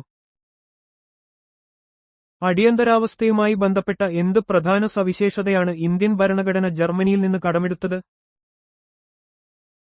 അടിയന്തരാവസ്ഥ സമയത്ത് മൗലികാവകാശങ്ങൾ റദ്ദാക്കുന്നത്. ജർമ്മനിയുടെ വെമർ ഭരണഘടനയിൽ നിന്നാണ് അടിയന്തരാവസ്ഥാകാലത്ത് മൗലികാവകാശങ്ങൾ റദ്ദാക്കാനുള്ള ആശയം ഇന്ത്യൻ ഭരണഘടന കടമെടുത്തത്. ഇത് രാജ്യത്തിന്റെ പരമാധികാരവും അഖണ്ഡയും സംരക്ഷിക്കുന്നതിന് അടിയന്തര സാഹചര്യങ്ങളിൽ ഭരണകൂടത്തിന് അധികാരം നൽകുന്നു. എന്നിരുന്നാലും ആർട്ടിക്കിൾ 20, 21 എന്നിവ പ്രകാരമുള്ള അവകാശങ്ങൾ അടിയന്തരാവസ്ഥയിലും റദ്ദാക്കാൻ കഴിയില്ല. ഇന്ത്യൻ ഭരണഘടന മൗലിക കടമകൾ ഏത് രാജ്യത്തിന്റെ ഭരണഘടനയിൽ നിന്നാണ് കടമെടുത്തത്? Soviet union, USSR. പൗരന്മാരുടെ അവകാശങ്ങൾക്കൊപ്പം കടമകളും പ്രധാനമാണെന്ന് തിരിച്ചറിഞ്ഞുകൊണ്ട് ഇന്ത്യൻ ഭരണഘടന മൗലിക കടമകൾ സോവിയറ്റ് യൂണിയന്റെ ഭരണഘടനയിൽ നിന്നാണ് കടമെടുത്തത്. 1976-ലെ 42-ാം ഭേദഗതിയിലൂടെയാണ് ഇവ ഭരണഘടനയിൽ ഉൾപ്പെടുത്തിയത്. ഇത് രാജ്യത്തോടും സമൂഹത്തോടുമുള്ള പൗരന്മാരുടെ ഉത്തരവാദിത്തം ഊന്നിപ്പറയുന്നു. ഇന്ത്യൻ ഭരണഘടന ദക്ഷിണാഫ്രിക്കൻ ഭരണഘടനയിൽ നിന്ന് കടമെടുത്ത പ്രധാന സവിശേഷതകൾ എന്തൊക്കെയാണ്? ഭരണഘടന ഭേദഗതി ചെയ്യാനുള്ള നടപടിക്രമവും രാജ്യസഭാംഗങ്ങളുടെ തിരഞ്ഞെടുപ്പും. ഇന്ത്യൻ ഭരണഘടന ദക്ഷിണാഫ്രിക്കൻ ഭരണഘടനയിൽ നിന്ന് രണ്ട് പ്രധാന ആശയങ്ങൾ കടമെടുത്തു: ഭരണഘടന ഭേദഗതി ചെയ്യാനുള്ള നടപടിക്രമവും രാജ്യസഭാംഗങ്ങളെ തിരഞ്ഞെടുക്കുന്ന രീതിയും. കാലത്തിനനുസരിച്ച് ഭരണഘടനയിൽ മാറ്റങ്ങൾ വരുത്തുന്നതിന് ഈ ഭേദഗതി നടപടിക്രമം നിർണായകമാണ്. രാജ്യസഭയിലെ അംഗങ്ങളെ സംസ്ഥാന നിയമസഭാംഗങ്ങൾ തിരഞ്ഞെടുക്കുന്ന രീതിയും ദക്ഷിണാഫ്രിക്കൻ മാതൃകയിൽ നിന്നാണ്. ഇന്ത്യ ജപ്പാനിൽ നിന്ന് കടമെടുത്ത പ്രധാന ഭരണഘടനാപരമായ ആശയം ഏതാണ്? നിയമം സ്ഥാപിച്ച നടപടിക്രമം എന്ന ആശയം. ജപ്പാനിൽ നിന്ന് ഇന്ത്യൻ ഭരണഘടന നിയമം സ്ഥാപിച്ച നടപടിക്രമം, പ്രൊസീജിയർ എസ്റ്റാബ്ലിഷ്ഡ് ബൈ ലോ എന്ന ആശയം കടമെടുത്തു. ഒരു നിയമത്തിന്റെ സാധുത അത് ശരിയായ നടപടിക്രമങ്ങൾ പാലിച്ച് നിർമ്മിച്ചതാണോ എന്ന് മാത്രമാണ് പരിശോധിക്കുന്നത്. നിയമനിർമ്മാണത്തിന്റെ ന്യായബോധത്തെക്കാൾ നിയമസാധുതയ്ക്ക് ഇത് ഊന്നൽ നൽകുന്നു. ഇന്ത്യൻ ഭരണഘടന ഫ്രാൻസിൽ നിന്ന് കടമെടുത്ത പ്രധാന ആശയങ്ങൾ എന്തൊക്കെയാണ്? റിപ്പബ്ലിക് എന്ന ആശയവും ആമുഖത്തിലെ സ്വാതന്ത്ര്യം, സമത്വം, സാഹോദര്യം എന്ന ആദർശങ്ങളും. ഫ്രഞ്ച് വിപ്ലവം ലോകമെമ്പാടുമുള്ള ജനാധിപത്യ ആശയങ്ങളെ സ്വാധീനിച്ചു. ഇന്ത്യൻ ഭരണഘടന ഫ്രാൻസിൽ നിന്ന് റിപ്പബ്ലിക് എന്ന ആശയവും ആമുഖത്തിൽ പ്രതിപാദിച്ചിട്ടുള്ള സ്വാതന്ത്ര്യം, സമത്വം, സാഹോദര്യം എന്നീ ആദർശങ്ങളും കടമെടുത്തു. ഈ ആശയങ്ങൾ ഇന്ത്യയുടെ ജനാധിപത്യ സ്വഭാവത്തെയും പൗരന്മാരുടെ അവകാശങ്ങളെയും നിർവചിക്കുന്നതിൽ നിർണായക പങ്ക് വഹിക്കുന്നു.